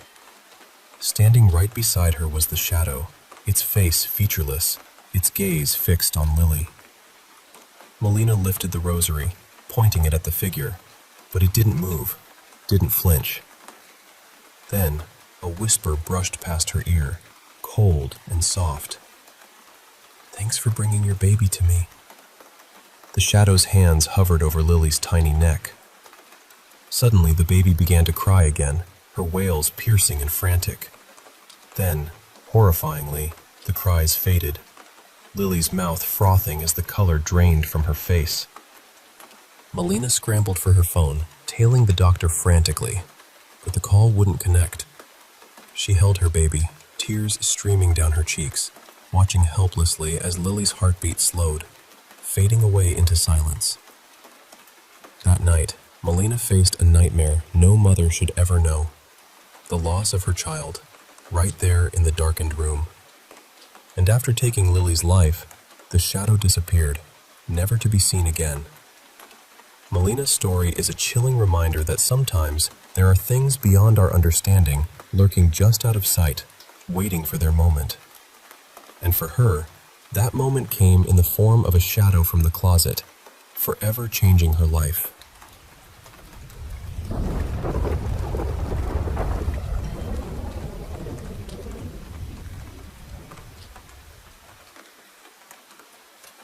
Hey there, let me tell you about a chilling story that unfolded in a quiet house during the mid-'80s. A story about two sisters, Annie and Jessie Andrews, and the strange, terrifying events that followed after they tried to reach out to their late mother. It's a tale that mixes grief, fear, and the unknown in such a way that it'll send a shiver down your spine. So, picture this. It's 1986, and Annie and Jesse had just lost their mother to cancer. It was sudden, and the grief hit them hard. Their dad, Brian, suddenly had to work longer hours to keep the household running, which meant the girls were often left alone in the house, the silence almost deafening without their mom's presence. The house felt emptier, colder somehow, and they missed her terribly. One quiet night, with the weight of loneliness pressing down on them, the sisters decided to try something unusual. They'd heard about Ouija boards, those mysterious boards said to help you talk to spirits. With a mix of hope and a little bit of nervous excitement, they went down to the basement, their footsteps echoing softly against the cold concrete walls, to see if they could connect with their mother's spirit. Now, they didn't really know how to use the board properly, just bits and pieces from what they'd heard or read. As they placed their fingers lightly on the planchette, the air around them seemed to grow heavier, the basement lights flickering faintly. Although the board didn't exactly spell out messages from their mother, they felt a strange closeness, a comforting presence that made their aching hearts feel a bit lighter. After their attempt, they put the board away and went back upstairs to their rooms, hoping for a peaceful night's sleep. But as the night deepened, with shadows dancing in the corners and the wind whispering outside, Jessie noticed a soft tapping sound coming from the walls of her room. At first, she thought maybe it was her imagination, but the tapping persisted, soft, yet unmistakable. Curious and a bit unsettled, she crossed the hall to Annie's room to see if she could hear it too. To their surprise, Annie heard it as well. The tapping was rhythmic, almost like a heartbeat echoing through the hollow walls. In their fragile state, grieving and scared, the girls clung to the hope that this was their mother's spirit trying to reach out to them. They whispered questions into the darkness, hoping for answers, but the tapping never changed in response. Instead, it just lingered, a haunting lullaby in the stillness. When their dad, Brian, finally came home, the tapping had stopped. The girls told him about the strange noises with a mix of fear and relief, hoping he'd understand. But Brian's reaction was different.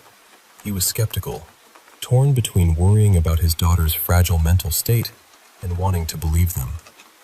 He thought maybe they were imagining things, caught up in their grief, and suggested therapy to help them cope.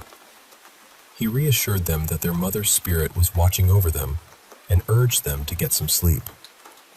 But the tapping didn't stop. In fact, it grew louder and more persistent over the following days. Their nights became restless. Sleep became a stranger. And then came the unsettling discovery. Every time they left the house, locking the doors behind them, they'd return to find things moved around. Small objects shifted, drawers left open, furniture slightly out of place. Brian blamed the girls, accusing them of making trouble, but they insisted they hadn't done a thing. He warned them to stop causing trouble, or he'd have to involve a grief counselor. The mistrust was painful. The girls felt isolated, scared, and misunderstood. As days passed, the disturbances escalated. They began to feel the presence of something dark, something not their mother. It wasn't just a ghostly visitor, it was something malevolent, an evil entity that had latched onto them after their Ouija board session. Then came a cold January evening in 1987. The sisters were sitting quietly in the front room when the tapping started again. But this time, it seemed to come from the basement. Their hearts pounding, they knew they had to face it. Armed with a kitchen knife, they descended the creaky stairs, shadows stretching long and eerie under the dim light. The air was thick, each breath heavy and tense. But the basement was empty, except for a chilling note scrawled in red ink. "Come find me. I'm on your closet." Fear gripped them like ice. They fled the house and ran to their neighbors, breathless and trembling, explaining what had happened. Their dad's reaction when he came home was anything but comforting. Exhausted from work, he was angry and dismissive, accusing them of fabricating stories to stir up trouble. It was a breaking point, and he finally agreed to send them to a grief counselor. For a while, the strange events stopped. But peace was fleeting. One night, alone again, the tapping returned, this time from Annie's bedroom. With dread tightening their chests, they entered to find another message written on the wall. "I am back. Find me if you can." Terrified, the girls ran once more to their neighbor's house, staying there until Brian came back. When he arrived, his anger boiled over, but something in the disarray inside the house made him pause. Rooms were tossed, belongings scattered as if a storm had passed through. Then, on the wall, another message. "Marry me." And then, the unimaginable. Brian saw a young boy standing inside the closet, dressed in his late wife's clothes and holding a hatchet. The boy's eyes met his, and in an instant, he vanished, like a ghost slipping through the cracks of reality. Shaken and terrified, Brian fled to his neighbors and called the police. The officers searched every inch of the house, but found no clues. The family was told to stay elsewhere while the investigation continued.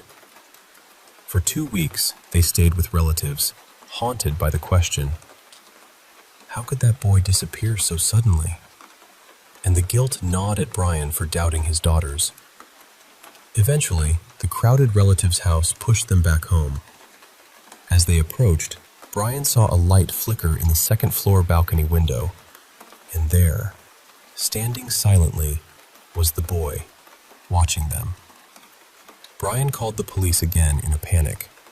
This time, the officers found pennies glued all over the walls and floors, a strange, obsessive detail. Then, behind the dryer in the basement, they discovered a hidden crawl space, a narrow maze weaving through the walls of the entire house.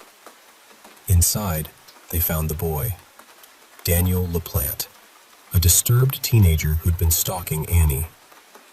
Daniel had been living in the walls for 2 months after breaking up with Annie, spying on the family through tiny peepholes he'd cut.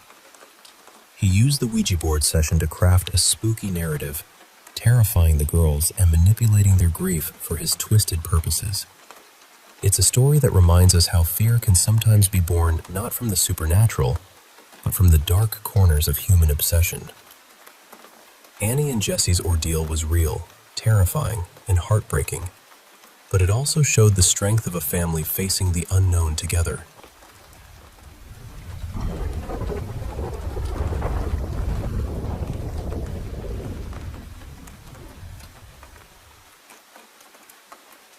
Hey, I want to share with you a story that's been on my mind. A real chilling tale about a young girl named Skylar Neese and the mystery surrounding her disappearance. It's one of those stories where every detail just seems to weigh heavier the more you think about it. It all began on a summer night, July 5th, 2012. Skylar was just 16 years old. She had just finished a night shift working at a local fast food spot, Wendy's. Imagine her coming home, tired, the kind of tired that makes you want to collapse and just stay still. She walked into her family's apartment, exhausted, but still took a moment to hug her parents and tell them she loved them. Such a small gesture, but it was so full of warmth. They watched her walk down the hallway on the first floor, enter her room, and close the door, just like she always did. The next morning, her parents, Mary and Dave, woke up early to get ready for work. They noticed her door was still shut. They thought, she must be sleeping, and decided not to disturb her. So they went about their day, quietly leaving without saying goodbye or checking in, hoping she was getting some much-needed rest. But as the morning turned to noon, Dave came back home early from work. The house was quiet, except for the faint hum of the air conditioning. He noticed the door to Skylar's room was still closed. He knocked, gently at first, calling her name, but there was no answer. His heart started to pound. Something felt off. When he didn't get a response, he broke into her room, and the sight that met his eyes was empty. Her bed was untouched. No sign she had been there recently. Dave's mind raced. Skylar was the kind of daughter who always shared her plans, so he tried to remember if she'd told him about leaving or going somewhere. Nothing came to mind. He tried calling her cell phone, but there was no answer. Panic rising, he called Mary, who suggested checking with Skylar's friends, thinking she might be with them. In a frenzy, Dave called Sheila, one of Skylar's closest friends. Sheila told him Skylar wasn't with her and that they had talked the previous night. Everything seemed normal then. Dave begged Sheila to reach out if she heard anything, hanging up with a knot tightening in his stomach. Then, something strange caught Dave's eye in Skylar's room. The mesh screen on the window was missing, and the window itself was not fully closed. There was a gap just big enough for a finger to slip through. He found the missing mesh hidden inside Skylar's closet. Nearby, a bench was positioned just right beneath the window. It hit him. Skylar might have been sneaking out. But here's the thing. If she had snuck out and come back, she would surely have put the mesh screen back and moved the bench to avoid suspicion. The fact that these were out of place told Dave one brutal truth. Skylar hadn't returned that night. Mary arrived home soon after, and together they waited, hoping she might come back in the next few hours. But when a call came from Wendy's asking why Skylar hadn't shown up for her shift, all hope turned to fear. Dave dialed 911, reporting his daughter missing. Later that evening, Sheila called Mary, checking if Skylar had returned. Mary told her no, and that the police were involved now. Sheila's tone changed. She admitted she had seen Skylar the night before. She revealed something the parents didn't know. The trio of Skylar, Sheila, and another girl named Rachel had been sneaking out at night to smoke weed together. They'd park a couple of blocks away from their homes to avoid waking their parents. That night, Sheila had dropped Skylar off 2 blocks from her apartment. This terrified Mary and Dave. They feared their daughter might have been abducted. Together with Sheila's parents, they scoured the neighborhood, knocking on doors, searching every corner in desperation. But there was nothing. Then Mary remembered. A security camera faced the street near their apartment. They rushed back and begged to see the footage. Sheila claimed she dropped Skylar off at midnight, but the video told a different story. It showed Skylar running down the street at 12:30 a.m., heading toward a car and getting into the back seat willingly. The car was too far away to make out details, but this meant she wasn't kidnapped. She got in on her own. The police told the parents that teens running away was sadly common, reassuring them Skylar would probably come back when she felt ready. But months passed. 6 long months. In December, Rachel, the other friend, had a severe mental breakdown. She became violent, breaking things, lashing out at her family. Her mom called the police and Rachel was admitted to a psychiatric hospital. As soon as she was discharged, the police took her in for questioning. And then, the chilling confession came. Rachel told the police what happened that night. Skylar had come home from work, tired but awake, scrolling through her phone. Messages from Sheila and Rachel popped up, asking her to sneak out and join them to smoke. Skylar had initially refused. Her other friends said Sheila and Rachel were drifting away from Skylar, and the trio was breaking into a duo. It hurt Skylar deeply, and she started avoiding them. But that night, she gave in. Sheila picked her up in her car right outside her apartment, the same car from the security footage. They drove about 45 minutes out of town to a deserted spot they had visited before. The girls got out and sat down, Skylar closest to the car. As Sheila tried to light the joint, she realized she'd left the lighter inside the car. She asked Skylar to grab it. As Skylar walked toward the car, she suddenly heard Sheila and Rachel counting down. 1, 2, 3. Before she could react, 2 knives plunged into her back. Skylar tried to run, but Sheila tackled her, and Rachel helped pin her down. They stabbed her repeatedly in the chest and neck, all while she pleaded, Why are you doing this to me? Rachel stopped after some wounds, but Sheila kept stabbing until Skylar's neck stopped making those gurgling sounds. Then, the girls grabbed shovels and bleach from the car. They cleaned the knives and themselves, trying to dig a grave. The ground was too hard, so they abandoned the effort, threw Skylar's body on a nearby log, and covered it with rocks and sticks, leaving no trace behind. Investigations later revealed Sheila and Rachel had planned this for a month, executing their plan with a terrifying coldness. And the reason? They didn't like Skylar anymore. It's horrifying to think that such a senseless act could happen for such a shallow reason. When the police found Skylar's remains, Sheila had the audacity to tweet, "We really did go on 3. It's a haunting story, one that reminds us how fragile life can be, how dark the shadows of friendship can turn, and how vital it is to keep our loved ones close. I hope Skylar's story stays with you, a somber echo of a life stolen too soon."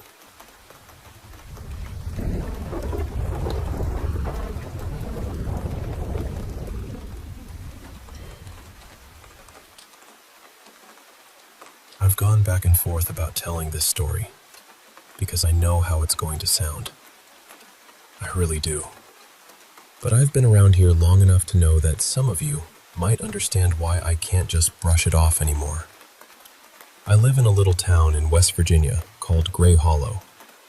It's the kind of place where everyone knows which truck belongs to which house, and after dark, there's not much moving except wind, animals, and whatever your mind decides to invent. My place is out near the edge of town, at the very end of a dead-end road. Behind the house, there's nothing but woods. Thick woods. The kind that feel bigger at night than they do during the day. Past my driveway, there aren't any streetlights, so when it gets dark all the way. This started in late January. The first time something happened, it was January 29th, 2026, at 3:19 in the morning. I remember the time because I woke up suddenly and checked my phone, thinking maybe a message had come through. I'm a light sleeper sometimes, especially if my phone buzzes. Then I heard gravel shifting outside. At first, I told myself it was probably a deer, or maybe somebody had turned around at the end of the road, even though that almost never happens at that hour. I got up and looked through my bedroom window. There was someone standing by my mailbox. At least, I thought it was someone. It was tall. Too tall, honestly. Taller than anyone I've ever seen around here. It wasn't moving. It was just standing there, facing the house. No flashlight. No car. No engine sound. Nothing. I watched it for a few seconds, and then this feeling came over me. Not fear exactly, not at first. More like my whole body quietly telling me, "Stop looking." So I closed the curtain. I tried to tell myself I was half asleep. I've had my own struggles with anxiety and mental health, so I leaned on that explanation pretty hard. I wanted it to be my mind playing tricks on me. The next morning, I went outside. There had been a thin layer of snow overnight, but there were no footprints near the mailbox. None. The mailbox door was open, though. I didn't remember leaving it that way. I tried to forget about it. I really did. I told myself it was nothing, because sometimes nothing is the only answer that lets you get through the day. Then it happened again, on February 3rd. Same time. 3:19 a.m. This time, I woke up already knowing something was wrong. I hadn't heard anything yet. I just felt it. I checked my phone, and when I saw the time, my stomach dropped. I made myself look out the window.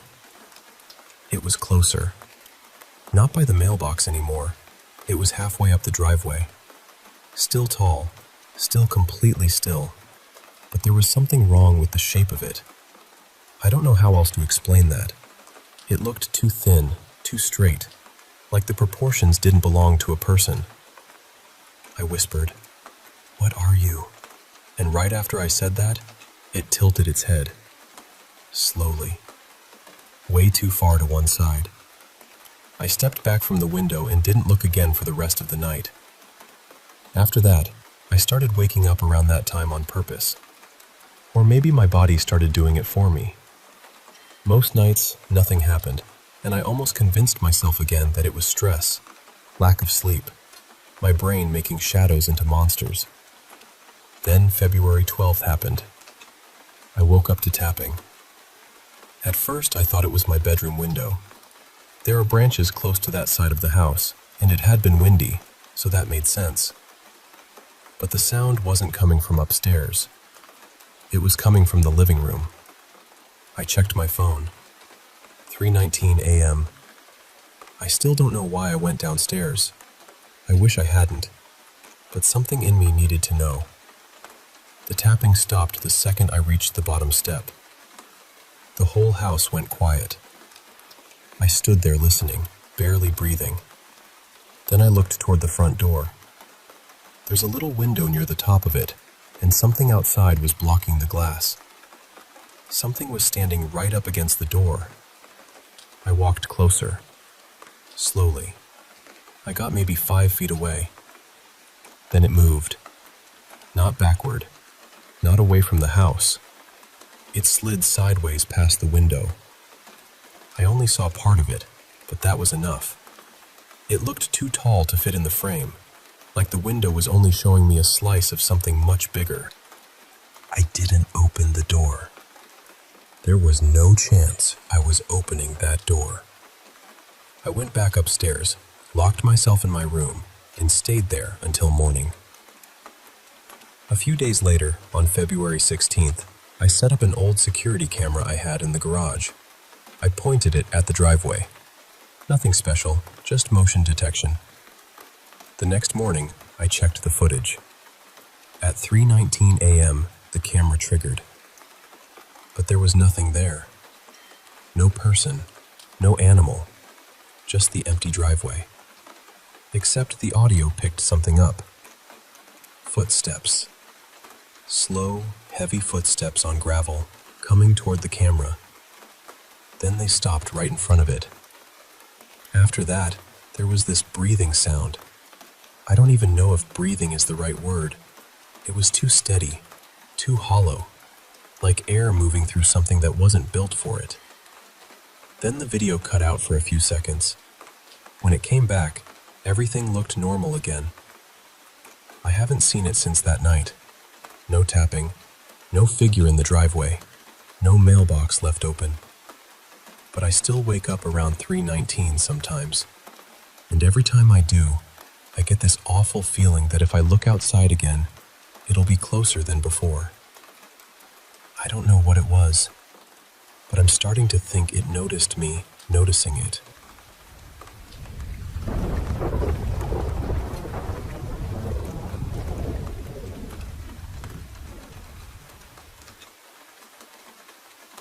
I've had 3 experiences like this, but I'm only going to talk about 2 of them here. The first time, I was about 13. I lived way out in the country, on a farm where everything felt far away from everything else. My home life wasn't easy, and that's how I ended up outside in the middle of winter, around midnight, searching for a missing socket wrench. I wasn't allowed back inside until I found it. By then, my stepdad had turned off the porch lights and most of the lights in the house, so I was out there in the dark. I remember walking along the pale gravel driveway, trying to stay on it because even in the cold, farm life has a way of hiding things that can bite or sting you. I was looking down at the gravel when I noticed it seemed to have this faint glow. Not bright exactly, but lit enough that I could see the path stretching way out past the pasture. Then I looked up. The moon looked huge, and the longer I stared at it, the bigger it seemed to get. Bigger and bigger, until it felt like it was taking up too much of the sky. I had on a puffy winter coat, but honestly, I was still underdressed for how cold it was. At first, I remember feeling the chill. Then, after a while, I didn't feel cold anymore. I didn't feel much of anything. I just went still, numb, quiet. I stood there staring at the moon, and to me, it felt like maybe 20 minutes had passed. Eventually, I sort of snapped out of it, lost focus, and decided to sneak back into the house. The kitchen clock was one of the only things glowing inside.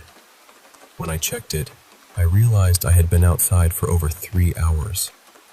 The next time something like this happened, I was 22 and on a cruise. It was December, so the weather wasn't great, but that was part of why the trip was cheap. A big storm rolled in, and the crew started making announcements that they were going to close the outside decks.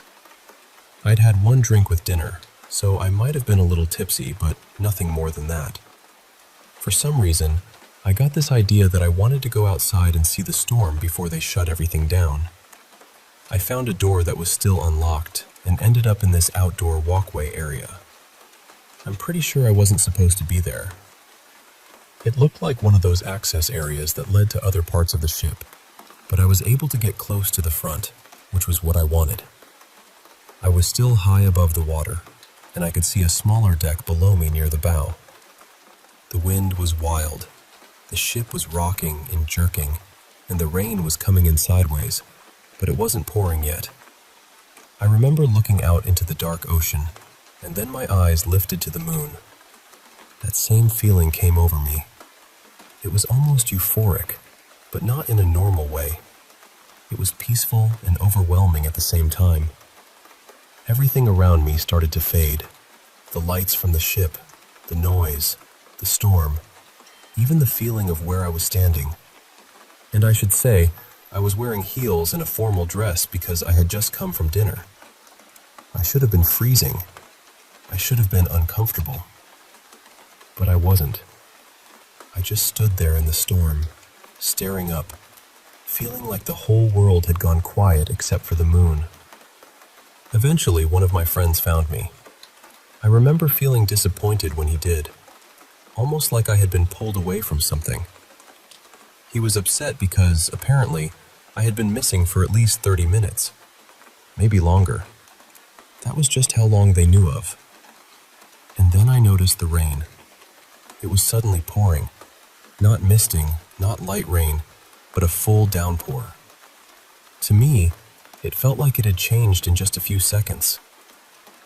I've had that feeling one other time, but I still don't really know what happened or what it was.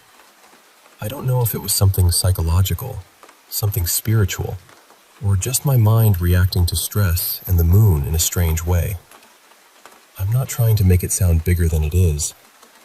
I'm just looking for advice or guidance because I've never been able to fully explain it.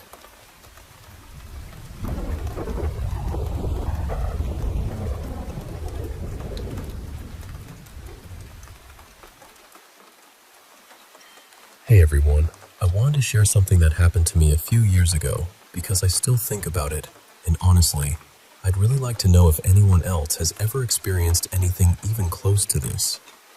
Before anyone says it was sleep paralysis, I completely understand why that would be the first thought. I've wondered that too, but the part that still makes me question it is that someone else in the room heard part of it as well.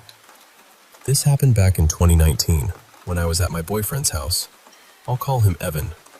His mom was at work, so it was just the two of us there.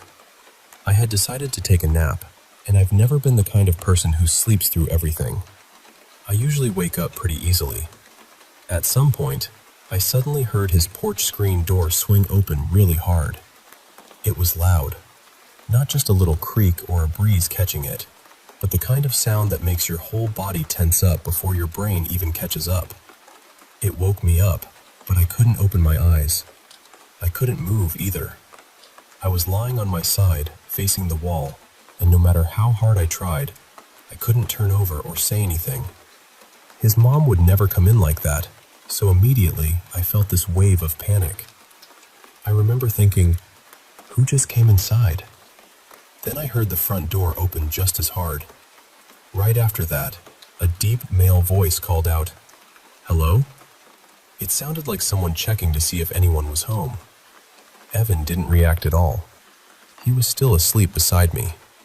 Meanwhile, I was trapped in my own body, trying so hard to move, trying to force my eyes open, trying to make any sound at all. Then I heard footsteps, more than one set from what I could tell. They moved quickly through the house, coming straight toward the bedroom. The bedroom door opened, and at that point, I truly thought we were being robbed. I was terrified, but I still couldn't do anything. Then something even stranger happened. Out of nowhere, I heard this intense drilling sound right next to my ear. It was loud and sharp, and my whole body felt like it was vibrating with it. It happened once, and I remember thinking, what is happening to me? Then it happened again. By that point, I started panicking in a different way. I thought, is this permanent? Am I going to be stuck like this?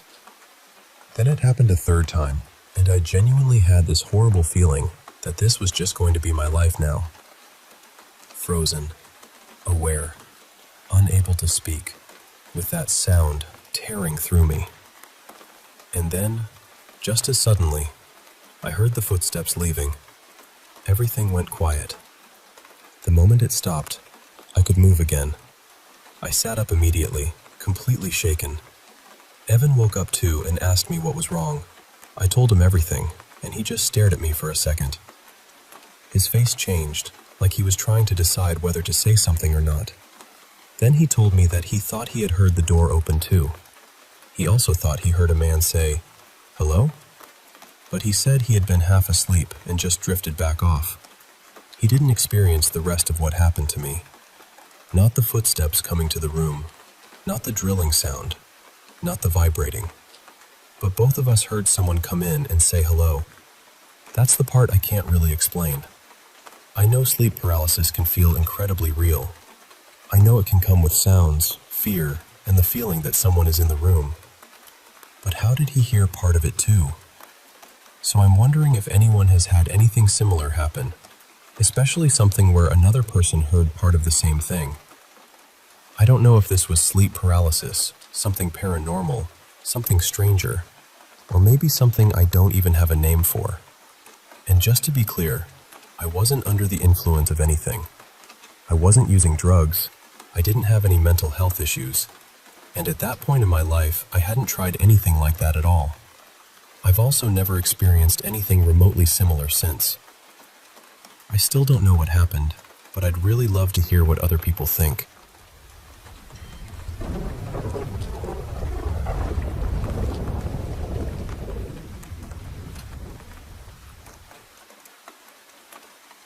I was 6 years old when this happened.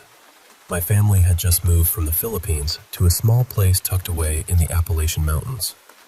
For the first few weeks, everything felt peaceful. Strange, yes, because it was so different from home, but peaceful. My parents had read about the area before we moved there. They knew people had stories about the mountains, and they took the local warnings seriously. Keep the doors locked. Cover the windows at night. Do not go outside after dark unless you absolutely have to. Things like that. So we were careful. But one night, while we were having dinner, we made one mistake. The curtains were still open. I remember sitting at the table, eating quietly, when something outside caught my eye. At first, I thought it was just a pale tree trunk in the darkness. But then I looked closer. There was a figure standing only a few steps from our house. It was tall, thin, and completely white. Its mouth was hanging open so wide it looked unnatural. And the worst part was that it seemed to be looking straight at me. Not at the house. At me. I tried to tell my parents. I pointed at the window and said there was something outside, but they barely looked. They told me I was probably tired, or that I had seen a branch moving in the dark. But when I looked back, the figure was gone. Just gone. Like it had never been there at all. Later that night, my father locked the doors, checked the windows, and pulled thick, dark curtains over every piece of glass in the house. My mother and I went upstairs. She was folding clothes near the closet while I lay in bed, still thinking about what I had seen. Then I noticed something that made my stomach turn cold. There was a cross hanging on the wall near the closet, and it was upside down. I told my mother. She looked at it and the moment she saw it, her face changed. She called for my father right away, but he did not answer. That was not like him. My father was not the kind of person to ignore us, especially at night in a place like that. After a few minutes, my mother went downstairs to check on him, and I was left alone in the room. I remember lying there, too scared to move, praying silently that nothing would happen to my parents. I was only 6, but I understood enough to know that something was wrong. Then I heard it. The window across from my bed started banging, not tapping, banging. The window was already shut tight, and the curtains were covering it, but something outside was hitting it again and again, like it was trying to force its way in. I screamed for my mother. She rushed back into the room just as the glass began to crack.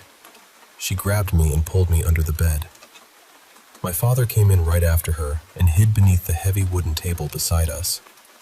Then the window broke. I will never forget that sound. Glass fell across the floor, and then we heard footsteps inside the room. Slow footsteps. Careful footsteps. Like whatever had come in was searching for us. My mother held me so tightly I could barely breathe. Nobody moved. Nobody spoke. We stayed hidden while that thing walked around the room above us. I could not see it, but I could feel it there. After what felt like forever, the footsteps stopped. Then we heard it leave. Even after it was gone, none of us moved right away. My father waited and listened for a long time, just to make sure it was not trying to trick us. When he finally said it was safe, he got up, grabbed a thick wooden plank, and blocked the broken window as best as he could. My mother was shaking. I was crying. My father tried to stay calm, but I could tell he was scared too. That night, my mother told me to try to sleep, but she and my father stayed awake guarding the house until morning. The next day, my mother made breakfast like she was trying to pretend things were normal. My father sat nearby doing research, trying to find more information about the mountains and what we might have seen. I barely spoke. Every time I looked at the window beside me, I saw that white figure in my mind again. We stayed there for 3 more months, but the feeling in that house never went away. Sometimes I thought I saw something pale moving between the trees. Sometimes I felt watched, even in the daytime. Eventually, my father decided we were going back to the Philippines. We had saved enough money, and after what happened, none of us wanted to stay. We never went back to that place. Even now, years later, I still think about that night. I do not have nightmares as often anymore, but when I do, it is always the same thing. That white figure outside the window, its mouth open, its eyes on me. So if anyone listening lives in the Appalachian Mountains, please be careful. Stay alert, and please, if your child tells you they saw something, especially if they look truly scared, listen to them. Sometimes children notice things adults try too hard to explain away.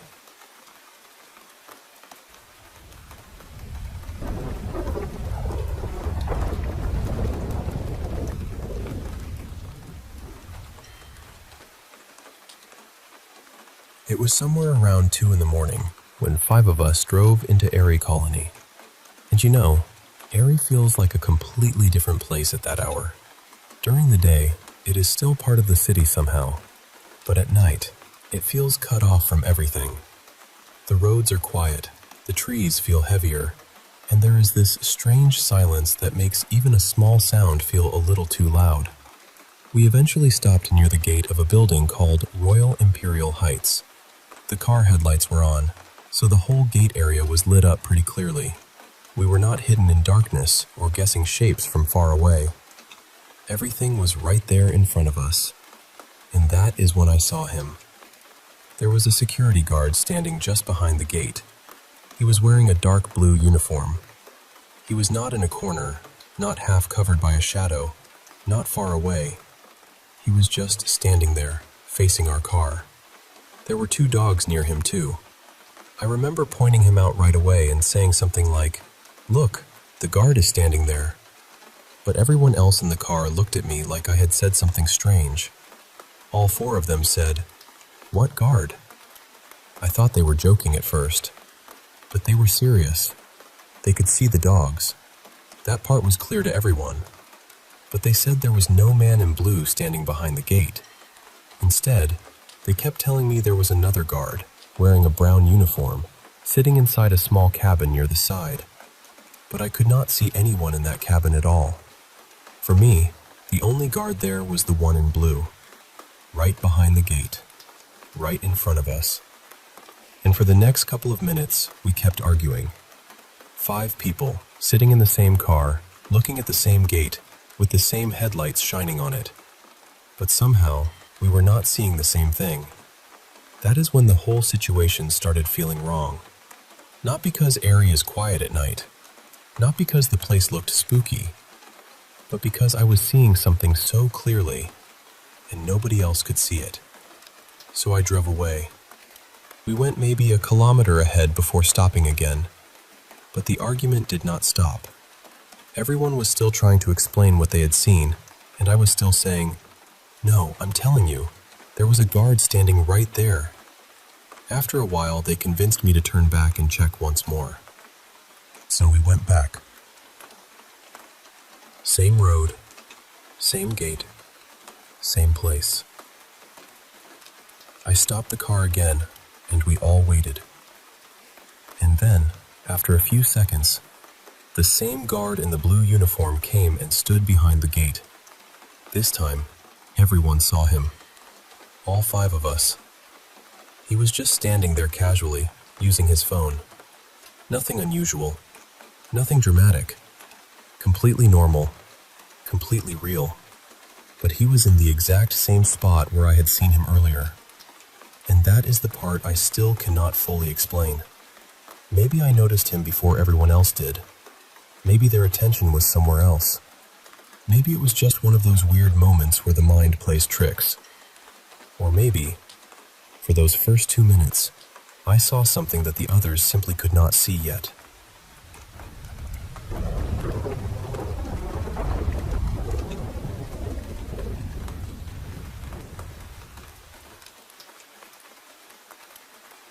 I live in France, in an old stone house that's been completely restored now, though it definitely didn't always look the way it does today. The woman who owns it is in her early 70s, and this was actually her childhood home. She grew up here with her parents and her grandparents. After they passed away, she left the place empty for more than 2 decades. From what I've been told, it slowly fell apart during that time. Then, years later, she came back and decided to bring it back to life. And that's the house I live in now. To be honest, we've never had anything here that I would seriously call paranormal. Some corners of the house have that old house feeling, you know? The kind where the air feels a little heavier than it should. But nothing frightening has ever really happened. There was one former neighbor, though, who used to sneak inside back when the place was abandoned. His name was Mark, or at least that's what everyone called him. He said he heard footsteps, whispers, even voices inside the house. Sometimes he claimed he ran out terrified. I'll be honest, I never fully trusted his stories. We had a lot of trouble with him later on, and I think he was dealing with some serious personal issues. So I always took what he said with a mountain of salt. But then something happened that I still can't explain. One evening, I was upstairs in my bedroom. My room is right above the main hallway downstairs. Next to that hallway is the living room, where my parents usually sit in the evening to watch TV. If I drop something or walk too heavily in my room, they can hear it pretty clearly from down there. That night, everything was quiet. Then suddenly, I heard 3 loud knocks come from the floor beneath me. Not soft taps, not creaks. 3 heavy, identical bangs. Boom. 1 second. Boom. 1 second. Boom. I felt the floor tremble under my feet each time. At first, I thought maybe something had fallen downstairs, or maybe someone had bumped into a wall. It startled me, but I didn't think too much of it. Then, a few moments later, my parents messaged me from the living room. They asked, "What was that noise?" They said it sounded like it had come from the ceiling above them, which would mean it came from my bedroom floor. The sound had echoed through the whole house. That's when it stopped feeling ordinary, because from my side, it sounded like someone had been underneath me, knocking hard on the ceiling below. But from their side, it sounded like the noise came from where I was standing. I checked around my room. Nothing had fallen. Nothing was out of place. Nobody else was upstairs. I even asked a neighbor afterward if they had heard anything, but they hadn't heard a thing. The sound had come from inside the house, from the floor, from right under my feet. And to this day, I still don't know what made those 3 knocks.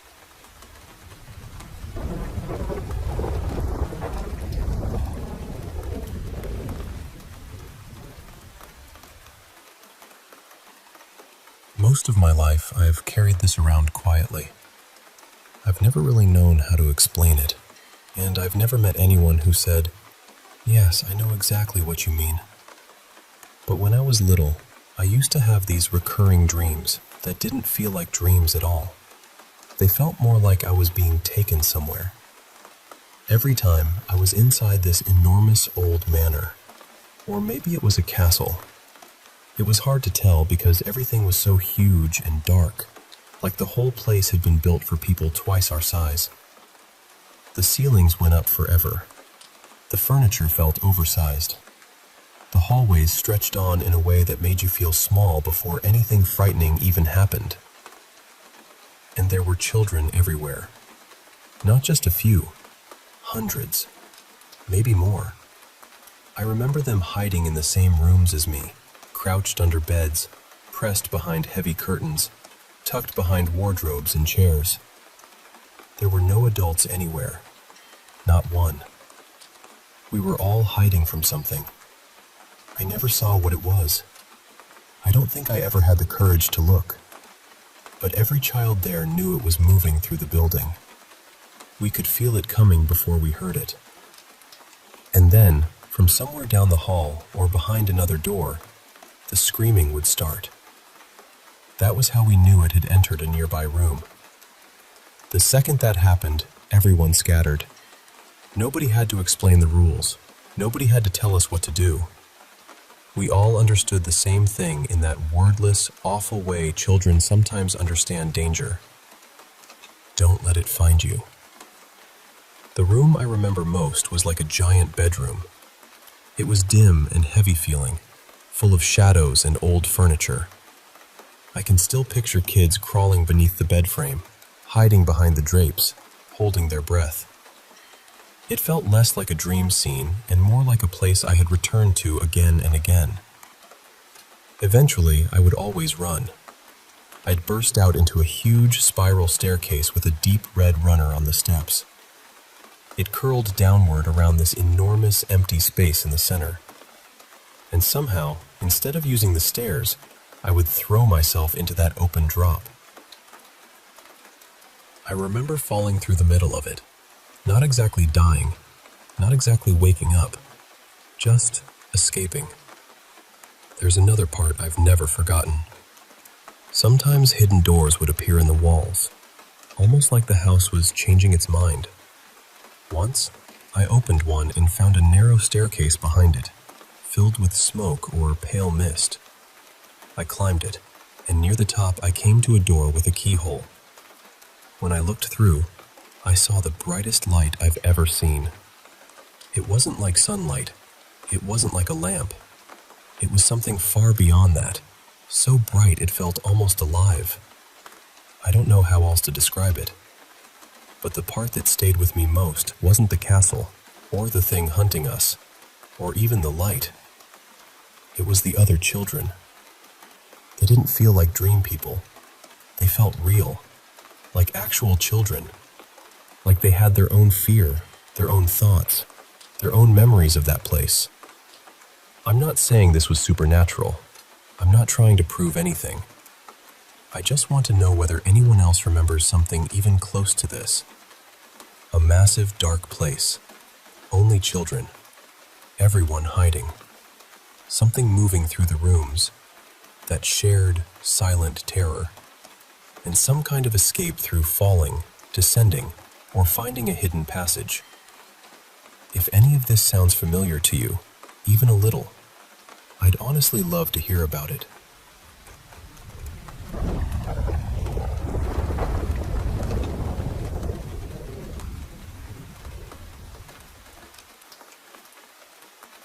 People usually don't know what to do with this story when I tell it.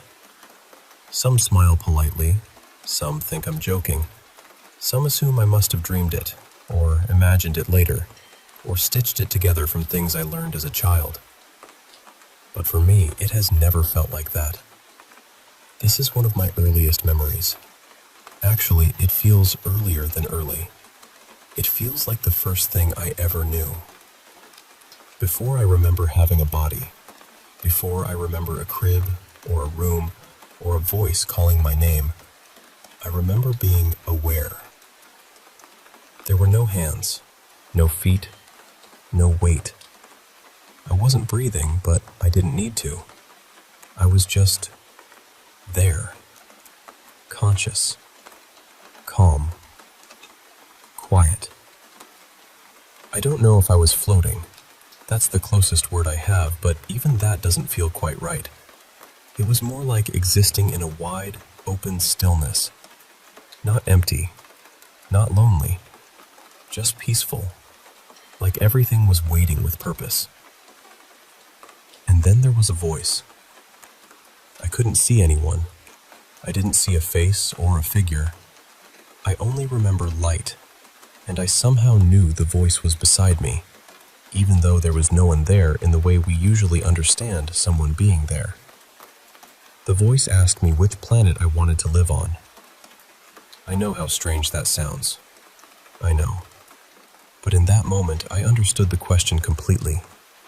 I was shown several places, not in a slow, ordinary way, but all at once, as if a huge amount of meaning could fit inside a single, breathless instant. And then I saw it. A round blue world, far away. Earth. It was so blue, deep, bright, alive. It looked beautiful to me in a way I still don't know how to explain. I felt drawn to it immediately, like something in me leaned toward it before I even decided. So I chose Earth. After that, the voice asked me about the life I wanted to go through. Not exactly in spoken words. It was more like the meaning entered me directly, and I understood that I had to choose an experience, a path. Then I became aware of so many possibilities, glimpses, wishes, lives, situations. They passed through my awareness like little windows opening and closing. One of them stood out. There was a family hoping for a baby girl. I couldn't see them clearly, but I could feel them. Their longing was warm and sincere. They felt gentle, safe, kind. And I especially remember the father's wish. It was so strong and tender, this quiet hope for a daughter. That was the family I chose. And once I chose them, everything began to change. I remember movement. Not falling exactly, more like being pulled downward, slowly, gently, toward that blue world. I felt myself becoming heavier somehow, more focused, smaller. My awareness narrowed, like I was entering a tiny room after being part of something wide and endless. Then the next memory begins. I was a baby. I was lying down, staring at a ceiling. That is one of the funniest parts to me now, because I remember being aware, but not able to do anything. I couldn't sit. I couldn't stand. I couldn't speak. I couldn't think in proper words yet. I was just there, looking up at the ceiling, wondering in my own baby way why I was doing nothing but staring. I remember moving my hands and feet, kicking a little, feeling motion, feeling trapped and fascinated at the same time, because suddenly I had a body, and the body was mine, but I had no idea how to use it yet. And then there was the moment I touched something. That memory is incredibly strong. I remember realizing I could feel matter, texture, pressure, resistance, solidness. It amazed me. It was like discovering, through my own tiny hands, what real meant. Something could push back. Something could have shape. Something could be touched. Everything felt new, sharp, physical, so intensely real. I'm not sharing this because I want to convince anyone of a belief. I'm not trying to prove anything. I know there are people who will say memory is strange, that the mind can create things, that children absorb ideas without realizing it. Maybe. But I had these memories before I knew Earth was round, before I knew it was mostly covered in water, before I learned about God, angels, spirits, souls, or anything like that, before I understood what wishing meant, before I even really understood what a family was. I didn't grow up surrounded by mystical stories either. I started watching television when I was around 6, and most of what I watched was the news with my dad. I mostly remember him getting angry at the screen and cursing about corrupt politicians. So, not exactly a magical childhood curriculum.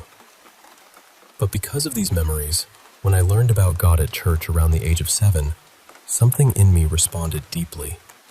It felt less like being introduced to an idea and more like hearing a name for something I had already brushed against.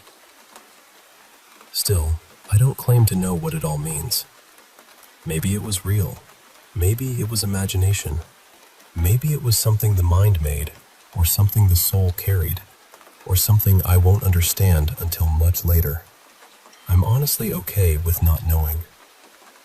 I just know that I have remembered it for as long as I have remembered being alive. And because of it, no matter what life throws at me, some quiet part of me feels like I agreed to be here, like I chose this planet, this family, this strange, difficult, beautiful life. And someday, in the very, very distant future, when my time here is done, maybe I'll meet that voice again. If I do, I think I'll tell them everything. I'll say, Earth was intense. Humans were complicated. The food was great. The heartbreak was unnecessary, but memorable. Overall, I'd give it an 8 out of 10. And then I'd probably add, highly recommended for workaholics, greedy people, and anyone who needs a very dramatic course in humility.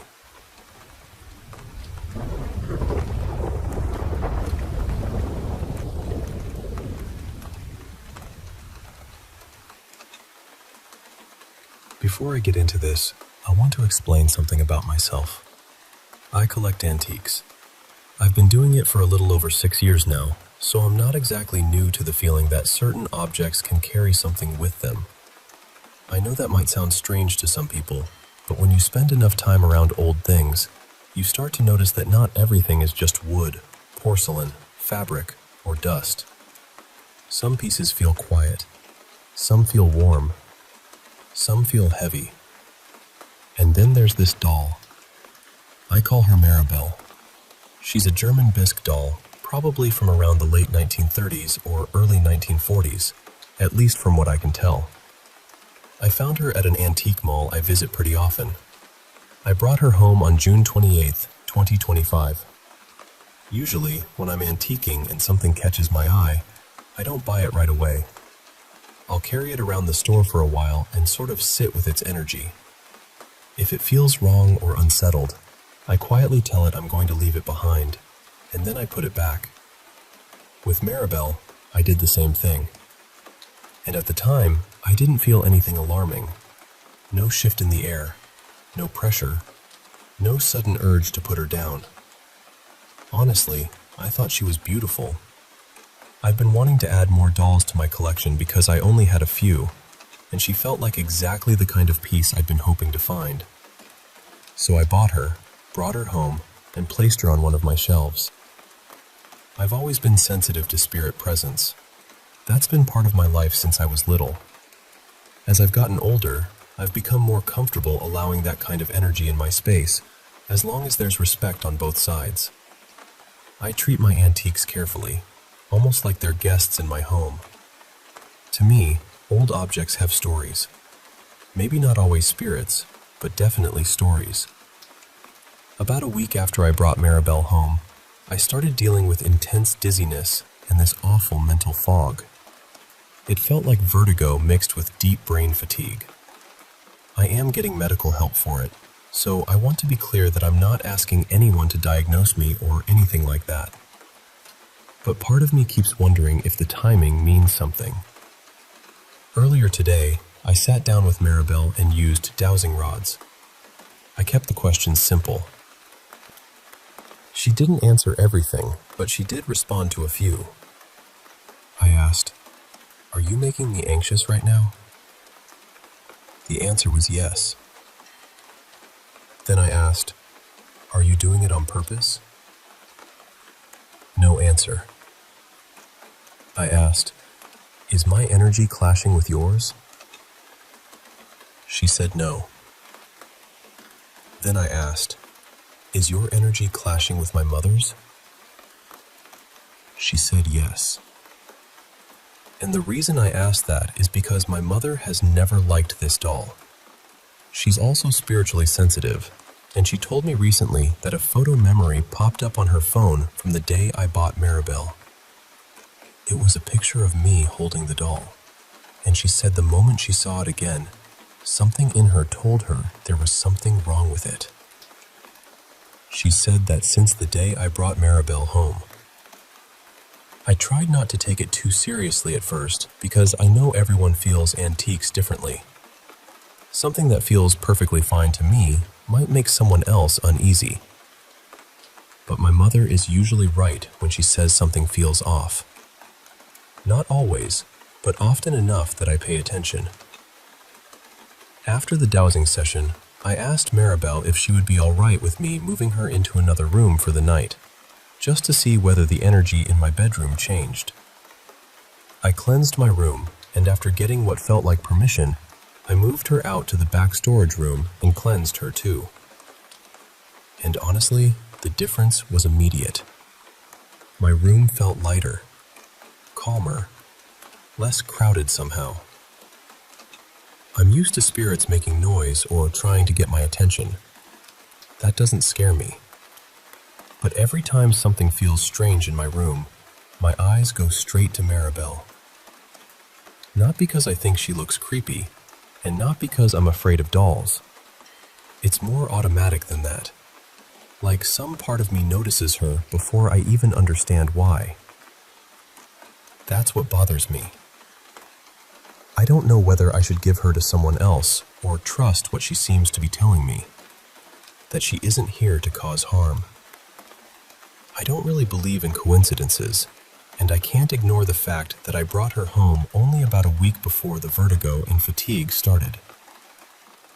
I also don't want to be disrespectful. I brought her home knowing there was always a chance she could have something attached to her. I don't want to just toss her away like she's garbage. That feels wrong to me.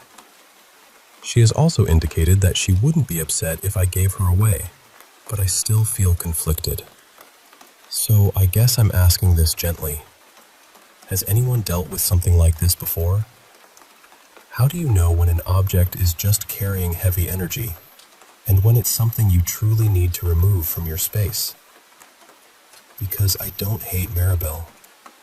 I don't even want to get rid of her. I just want to understand what she brought with her.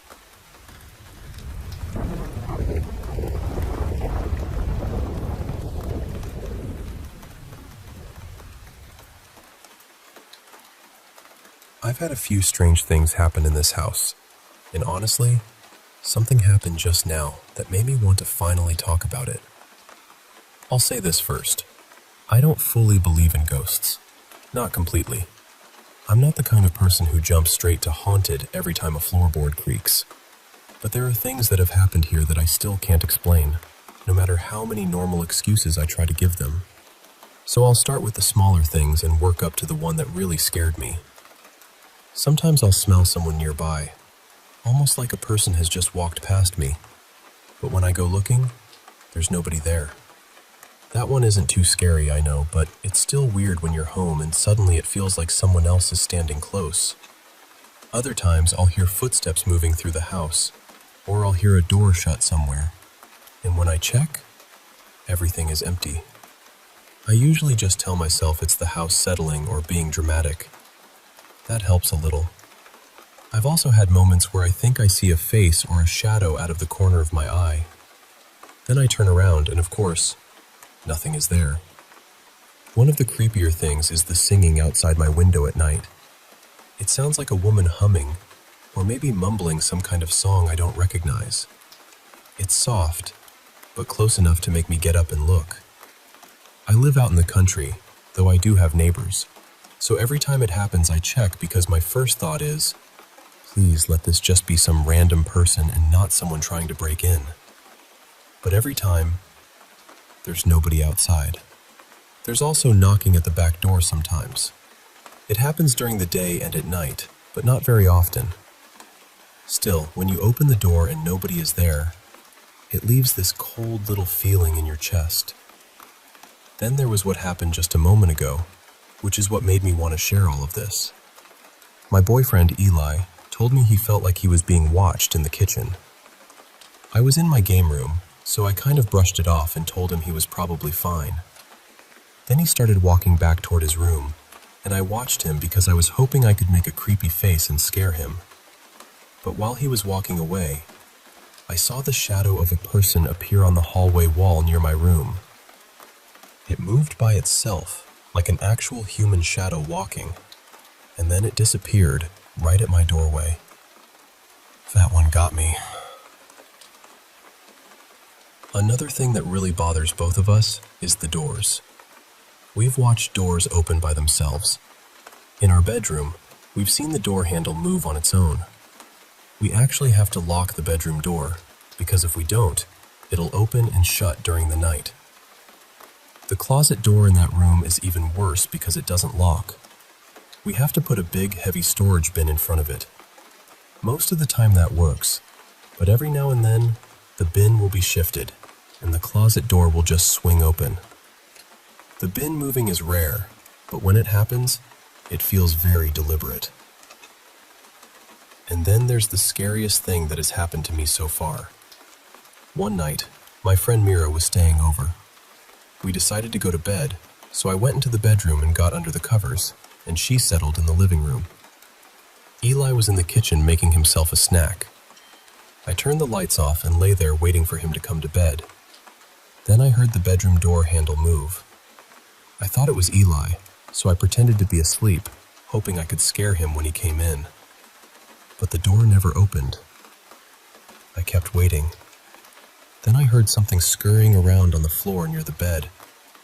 Before I could really react, I felt a hand slide under the blanket at the foot of the bed and grab my foot, like it was trying to tickle me. I kicked hard.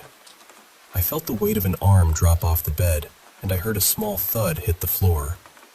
And immediately, I felt this awful sense of dread. I called out for Eli, thinking maybe I had kicked him by accident. But when I looked over the foot of the bed, nobody was there. I got up and walked out of the bedroom, and Eli was sitting in the kitchen eating a bowl of cereal. He looked completely confused when I asked him how he had done it. He told me he had never left the kitchen. Mira said the same thing. She had seen him there the whole time. So then I asked, then who just grabbed my foot? Neither of them had an answer. After that, Mira and I tried doing a little ghost hunting around the house.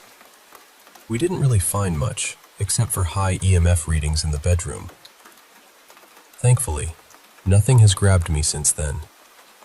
But those are the strange things that have happened in this house so far. And honestly, I'm still trying to convince myself there's some normal explanation for all of it.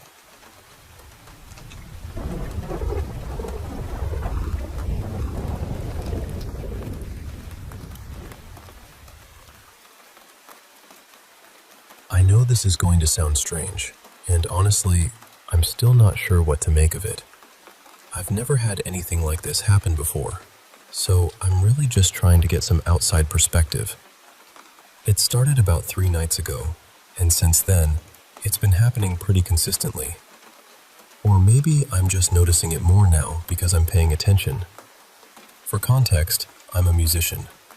I live with my 2 older brothers and my sister-in-law, and all of them play music too. So our house is full of instruments.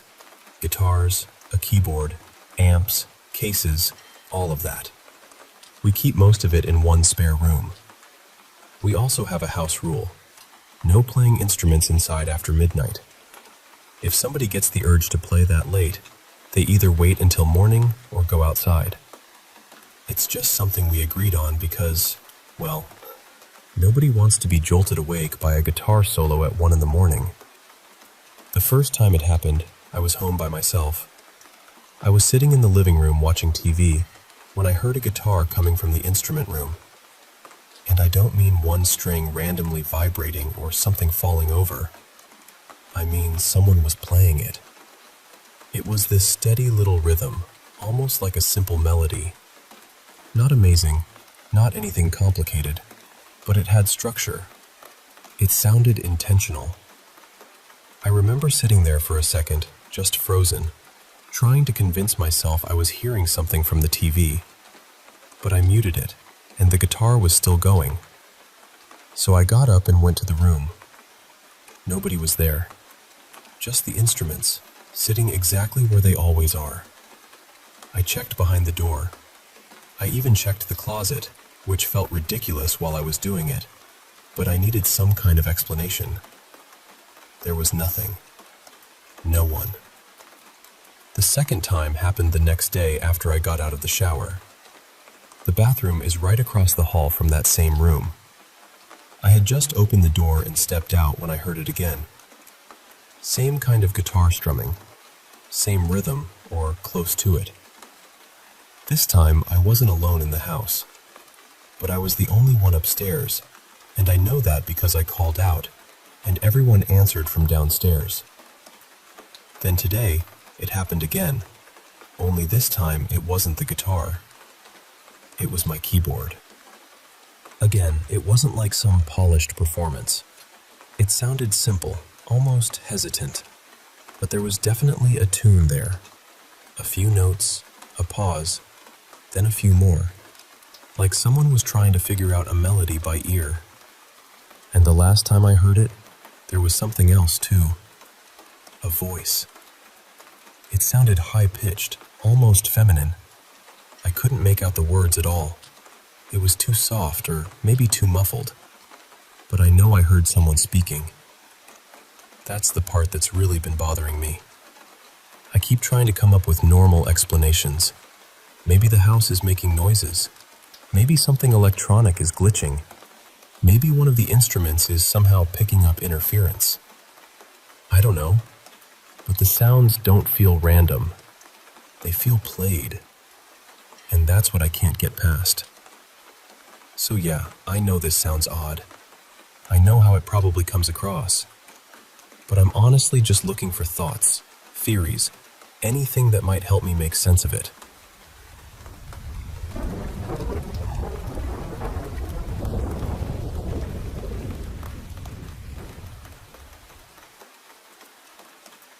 I'm not completely sure how to say this without sounding dramatic, but for a long time, I've had this feeling that something is attached to my family. Not just me, my family. We've always believed in the paranormal, or at least we've been open to it. It was never something we laughed off completely. And I guess to understand why this has stayed with me, you'd need to know a little about how I grew up. I'm the youngest of 4 siblings, though they're all half-siblings. I'm the only child my mom and dad had together. When I was little, strange things were just part of life. Not every single day, but often enough that it didn't feel random. I remember being around 5 years old and seeing these dark figures. Not quick little shadows out of the corner of my eye either. These would stay long enough for me to stare at them and know I was seeing something. I had a really hard time sleeping back then too. I slept in my parents' bed until I was almost done with elementary school because being alone at night felt impossible. At first, I told my sisters what I was seeing. They acted like they didn't believe me, probably because they didn't want to scare me more than I already was. Years later, though, they admitted they had believed me the whole time, and they had their own experiences. My sisters dealt with things that felt almost cruel. Sleep paralysis, red-eyed figures, shadows in rooms, that awful feeling of being singled out by something you can't explain. One time, we were all at my aunt's house, just sitting on the couch, when a decoration suddenly fell from a shelf and hit one of my sisters right on the head. The shelf was secure. It was nailed in properly. The decoration wasn't round, and there was no reason for it to slide off. Things like that happened more than once.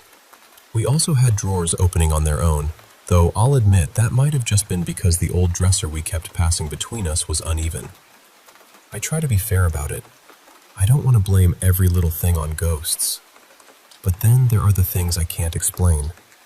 For me, dreams have always been strange. A lot of the time, I don't dream at all. But when I do, they can be incredibly vivid, almost like little flashes of places I've never been. Then weeks or months later, I'll find myself standing in that exact place with that same feeling in my stomach. Other nights, I wake up from a completely dreamless sleep in a cold sweat, confused and panicked. When that happens, I sometimes see things in the dark. Shadows mostly. But the strangest one is always the same. Wasps. I'll be lying there, absolutely convinced there are wasps flying around my room. Always wasps. Never bees. Never flies. Just wasps. I've also always had strong gut feelings. I know that sounds vague, but I'll get this heavy, awful feeling before something bad happens. Not every time, but enough that I notice it. More recently, there was one day during summer break when I was home alone. I woke up, went through my normal morning routine, brushed my hair, cleaned my glasses, used the bathroom, and then went downstairs to sit on the couch. A few seconds later, I heard the toilet flush upstairs. At first, I told myself I was just imagining it because I had just been in the bathroom. But then I heard the water running through the pipes afterward. That sound was real. I stayed downstairs the entire day and refused to go back up until my parents got home. There are also stories from when I was a toddler. Apparently, I was sitting in my car seat near the bottom of the stairs while my family was getting ready to go somewhere. Suddenly, I started waving and pointing toward the top of the stairs, repeating, "Grandpa." But my grandfather had already passed away. And that wasn't the only time something like that happened when I was small. I also remember my mom showing me pictures from when she was younger, and in some of them, she and her friends were using a Ouija board. I don't know whether that matters. Maybe it does, maybe it doesn't. But I've never forgotten it. The part that bothers me most is the feeling. It's this constant sense that I'm being followed or watched, or that I'm not fully safe in my own home. It gets worse when I'm alone, especially in my parents' room. There's something about that space that makes my whole body tense. Maybe I'm overreacting. Maybe there's some logical explanation for all of it. But sometimes I wonder if this is a curse, or if I'm losing my mind, or if my family just has some kind of strong spiritual connection we don't understand. I really don't know. All I know is that the feeling has been with me for as long as I can remember.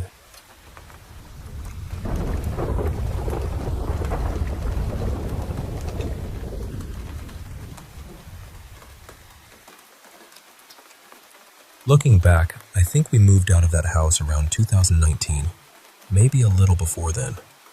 My mom wanted to start fresh and move in with her partner, and honestly, I was relieved when we finally left. It was just me and my mom living there for years, probably since around 2011. I was still young when we moved in, but even then, I remember the house never felt right. It had this heavy feeling to it, the kind you can't really explain without sounding dramatic. My mom felt it too, though she didn't always admit it at the time. One of the first strange things happened right after we moved in. My auntie, Lauren, was helping us sort out my bedroom and carry things into the house. At one point, she and my mom stepped outside into the garden for a cigarette. From the garden, you could see through these big, clear windows into the dining room, and from there, you could see the archway that led into the living room. My auntie suddenly went quiet. Then she turned to my mom and said she'd just seen a man standing in the middle of that archway. My mom panicked straight away and ran inside, but there was nobody there. No open door, no sign of anyone getting in, nothing out of place, and my auntie didn't recognize the man at all. After that, little things kept happening. We used to hear creaking on the landing and the stairs all the time, day and night. My mom would always say, "It's just the house settling," and I believed her because I wanted to. But after we moved out, she admitted she only told me that so I wouldn't be scared. She said she knew something was wrong in that house. The stairs were the worst for me. I always hated standing at the bottom and looking up. It felt like something was watching from the top. Sometimes we'd catch these dark shapes or shadows out of the corner of our eyes, but we'd always blame it on being tired or imagining things. Then things got worse. My mom had a friend, Mark, who passed away suddenly, and she had been to his funeral. A few days after that, the atmosphere in the house changed. It felt more intense, more unsettled. One morning, my mom dropped me off at school like normal. Nothing strange had happened before we left, but when she came back home, the house was tidy except for her bedroom. Her room had been completely trashed. Her underwear was all over the floor. Jewelry had been pulled out and scattered everywhere. Drawers were emptied. Shoes were thrown around. Clothes had been ripped from hangers. She had this big wardrobe with several little doors, and every single one of them was wide open. The strangest part was that nothing was missing. She checked the whole house. No broken windows, no forced doors, no sign of anyone getting in. Everything that had been thrown around was still there. It was just everywhere, like someone had done it to frighten her. A little while after that, something happened with her glasses. She went to put them on one morning, and when she picked them up, they were snapped perfectly in the middle. The night before, they had been completely fine. We tried to come up with normal explanations, but none of them made sense. We didn't have pets then. Nobody else had been in her room. I hadn't touched them, and they weren't bent or crushed like someone had stepped on them. They were broken so cleanly, almost like they had been cut. Then we started finding this weird green slime along the tops of the door frames. That still bothers me. I wasn't a slime kid. I didn't own any slime, and at that time it wasn't really something I played with anyway. It was also way too high for either of us to reach easily. My mom is only about 5'3", and the door frames were much taller than that. There were more things that happened, but my mom brushed a lot of it off as coincidence and didn't always tell me everything. I think she was trying to protect me from being even more scared than I already was. But that house was strange. It never felt like we were alone there. I'm so glad we moved out. Sometimes I still wonder about the people who live there now, and whether they've ever felt it too.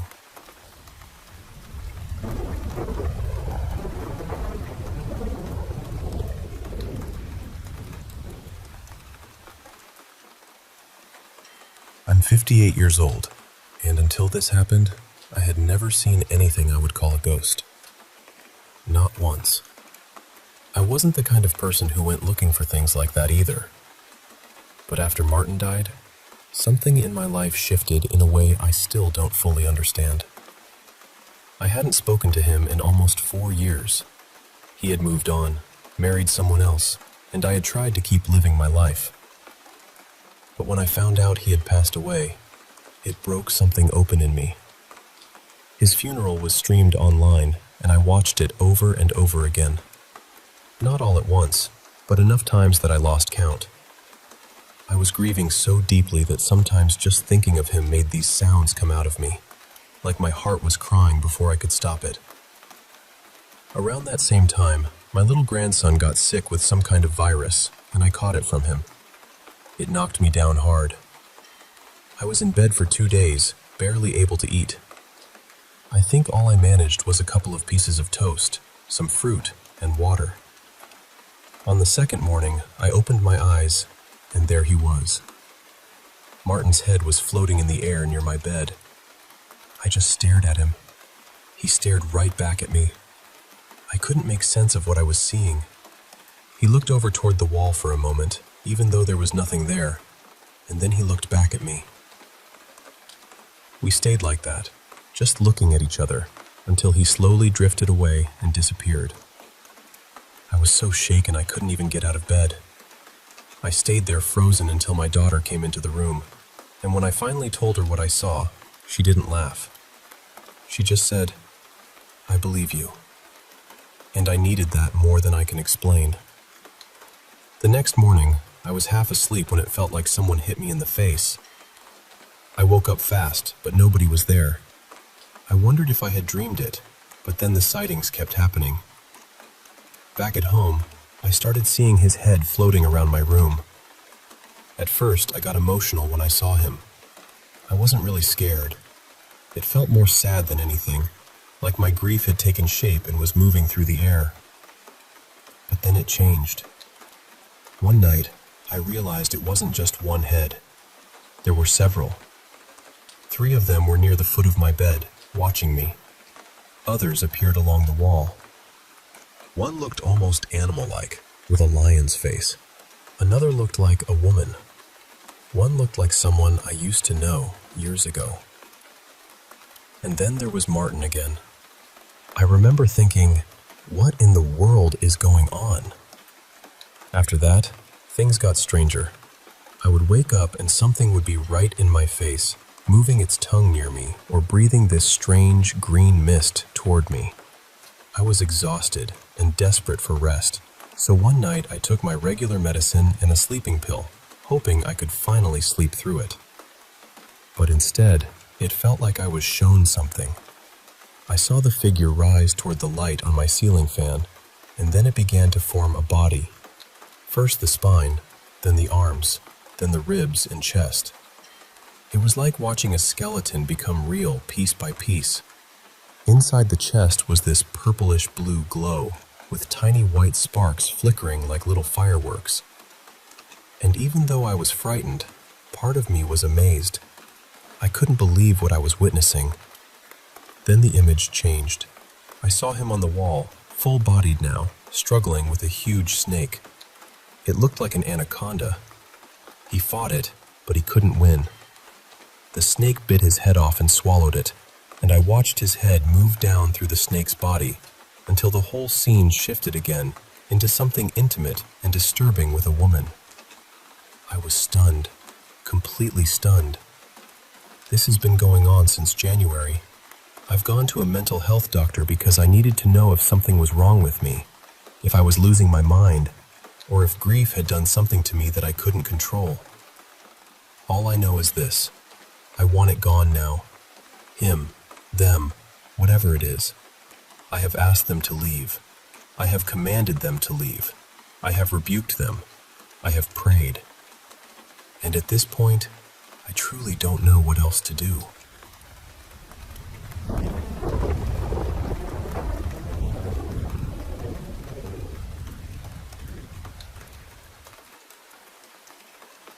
It happened late one night while I was home with my partner. She had gone to sleep earlier than me, and I just couldn't settle down.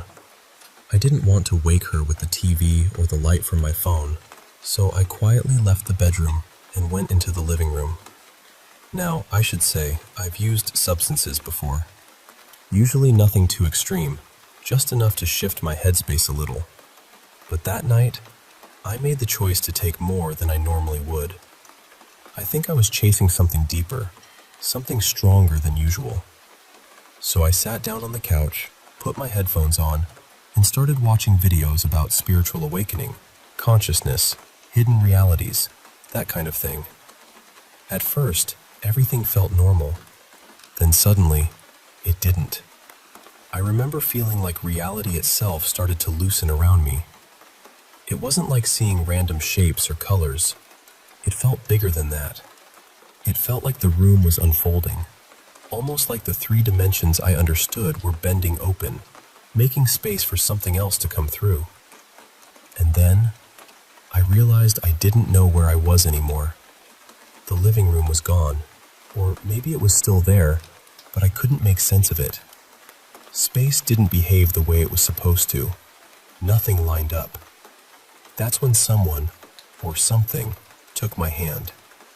The figure looked almost human, but not quite. It seemed like it was made from smooth, pale stone, gray and polished, like a statue that had somehow learned how to move. It told me not to be afraid. It said I was with them. Then it guided me into what looked like a room. Inside, there were 5 more beings just like it. All of them had that same gray, sculpted look. Even their hair didn't look like real hair. It was more like rounded patterns carved into their heads, almost decorative. And when they noticed me, they started speaking Spanish. But the strange thing was, they weren't speaking to me. They just kept talking among themselves, like I was barely worth acknowledging.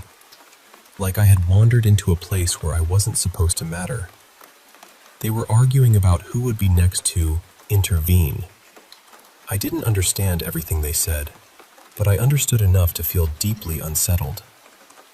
From what I gathered, they were taking turns interfering with human timelines. They were trying to create events that people like us would interpret as miracles, and to them, it was a game. They were betting on who could influence a life, shift an outcome, or create something impossible enough that humans would believe it was divine. Whoever succeeded would win some kind of token. I remember seeing it clearly. It looked almost like a pine cone, except it was the same flat gray color as they were, like it had been carved from the same strange stone. After a while, I started feeling wrong there. Not scared exactly, more like I was out of place, out of rhythm. Like my presence in that space was a mistake that was beginning to correct itself. Then everything started breaking apart. Their world and my living room began overlapping, flickering through each other like bad reception. Shapes blurred, walls folded into shadows. The figure started dissolving into pieces of my own reality. And then, without understanding how it happened, I was back on my couch. The headphones were still on. The room was quiet. My partner was still asleep. I just sat there for a long time, trying to breathe normally and make sense of what I had experienced. And the thought that stayed with me was not comforting. It was this feeling that there may be things out there far beyond us, things capable of reaching into our lives in ways we can't even recognize. And maybe, to them, what we call miracles are just moves in a game we don't even know we're playing.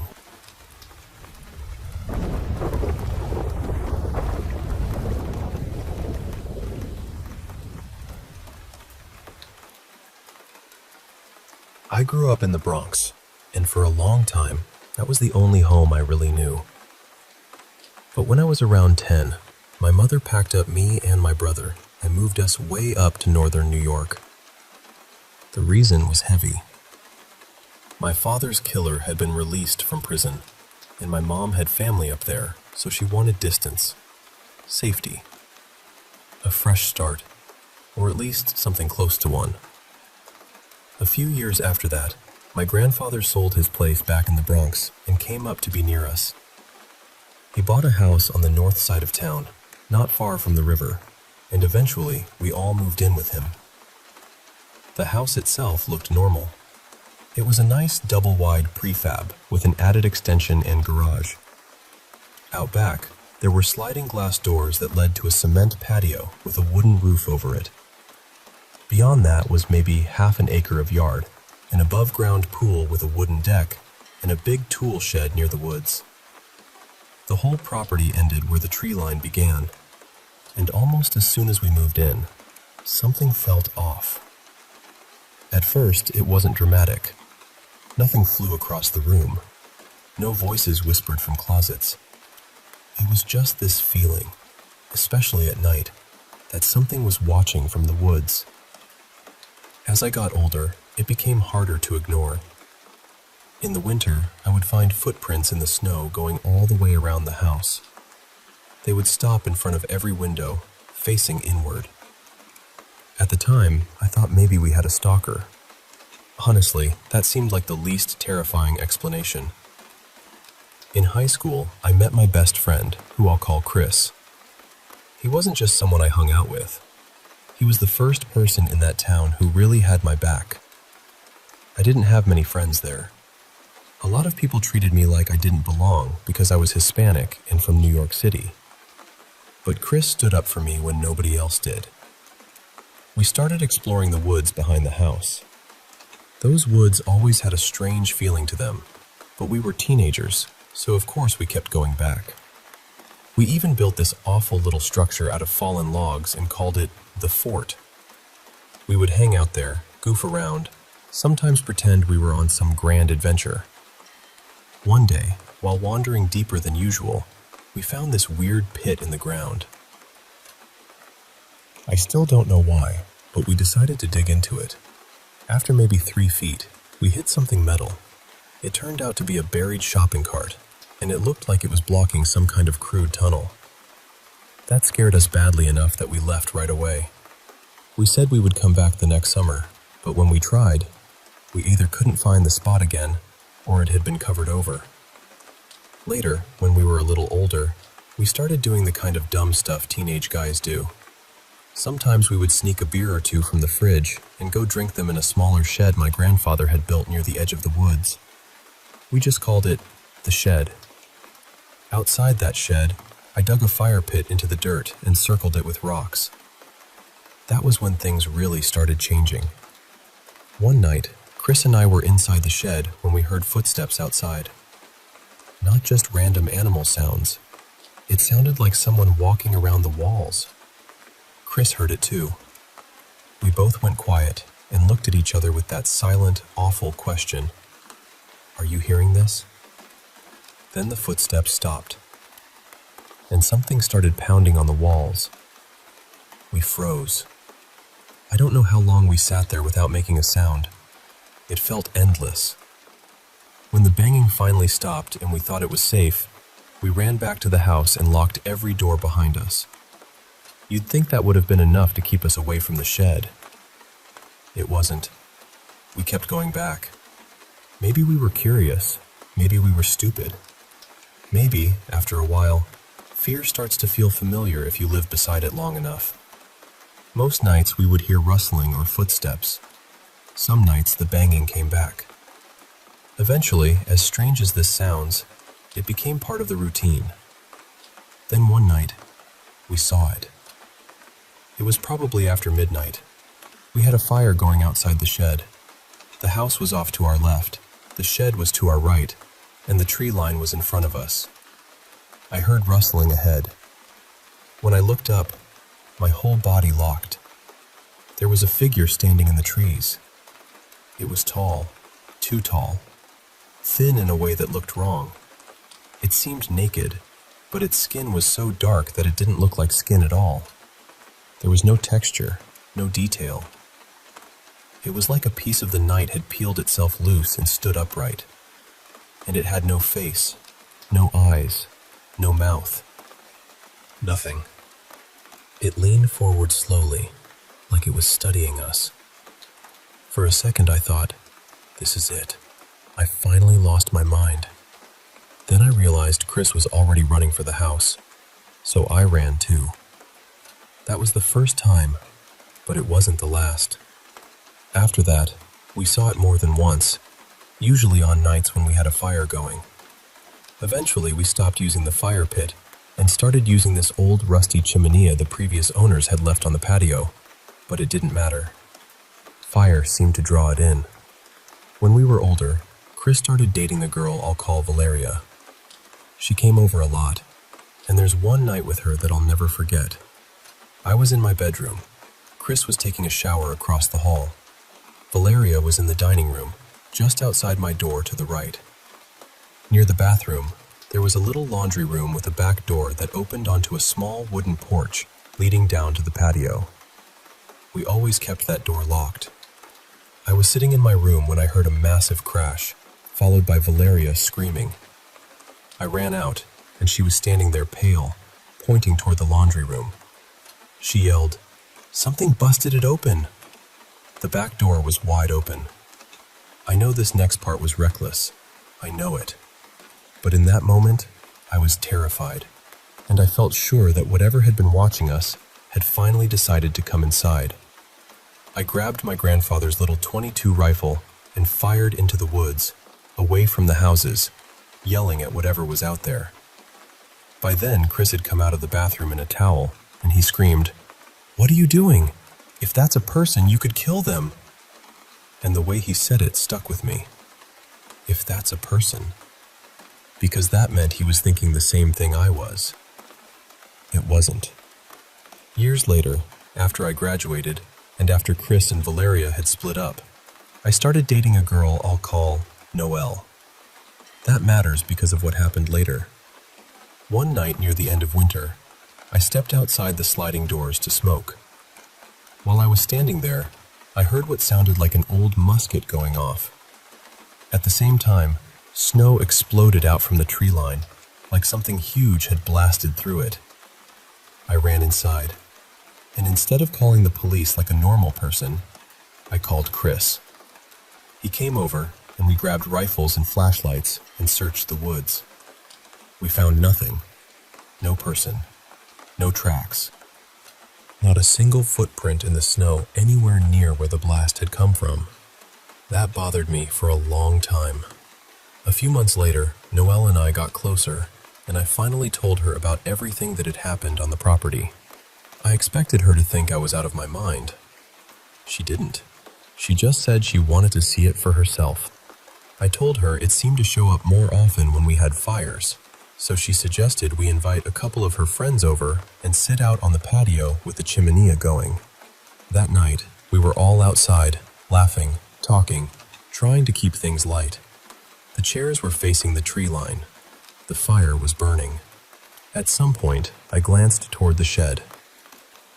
And there it was.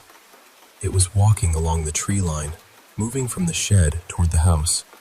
Not rushing, not hiding, just walking. And I remember almost smiling because a strange thought hit me. This is the moment I find out if I'm crazy or not. It passed right in front of us, turned its head toward where we were sitting, and then kept moving along the edge of the house. I didn't say anything. I just turned to look at Noelle. Her face said everything. She was pale, eyes wide, jaw slightly open, staring in the exact direction where I had seen it. Then she shouted and ran inside. We never had another fire together after that. A few weeks later, we went to a Civil War reenactment at a local state park. While we were there, I found a book about local history. I started flipping through it and came across a story about the indigenous people who had lived in that area before the town existed. According to the book, there had been a longhouse near the river. One night, French soldiers came down the river and burned it with people still inside. On the next page, there was an old map showing the approximate location. I recognized it immediately. The river on the map was the same river across the road from our property, and the longhouse, or at least where they believed it had stood, was practically right where we lived. That was when everything clicked into place for me. The land, the fires, the thing in the woods, the feeling of being watched, the way it seemed to appear when flames were burning. I don't know what I believe with absolute certainty, but I know what I saw, and I know what that place felt like. The ending of it all still haunts me. A few years later, I had failed out of college and was living back with my grandfather. I was in a rough place then, drinking too much, not taking care of myself the way I should have been. One day, I drank heavily and passed out. I should mention that our smoke alarms didn't work. I woke up suddenly from a dead sleep, completely alert, with this strange, urgent feeling in my body. I walked out of my room and saw my grandfather in the kitchen trying to fight a huge fire on the stove. He was about to throw water on it, but I stopped him. It was a grease fire. I grabbed salt and smothered the flames. Then I looked up and saw something that made my stomach drop. The inside of the vent fan was glowing, and the fan was still running. I knew we had to get out. I grabbed the wireless house phone and got my grandfather outside. But when I tried to call 911, the phone was dead. So I did something stupid. I ran back in. The smoke was so thick I couldn't see. I had to move by memory, one hand out, choking on the air, with the kitchen glowing through the haze behind me. I made it to my room and searched for the other phone. I shook a blanket, saw a tiny glimmer of light reflect off the screen, grabbed it, and ran back outside. I called 911, but I barely got the words out before the line went dead from the fire. Later, they told us the ventilation above the stove had plastic parts inside. Even though I put out the visible fire, it had already spread. The plastic melted. The insulation caught. They said we had maybe 2 minutes. If I hadn't woken up when I did, my grandfather and I would have died in that house. We never went back to the property after that. And I know how this sounds. I know there are parts of it that people will try to explain away. I've tried to do that myself. But there's something deeply unsettling about almost burning to death in that house, on that land, after everything that happened there. To this day, I believe it was all connected. And I believe what we saw in those woods was a Wendigo.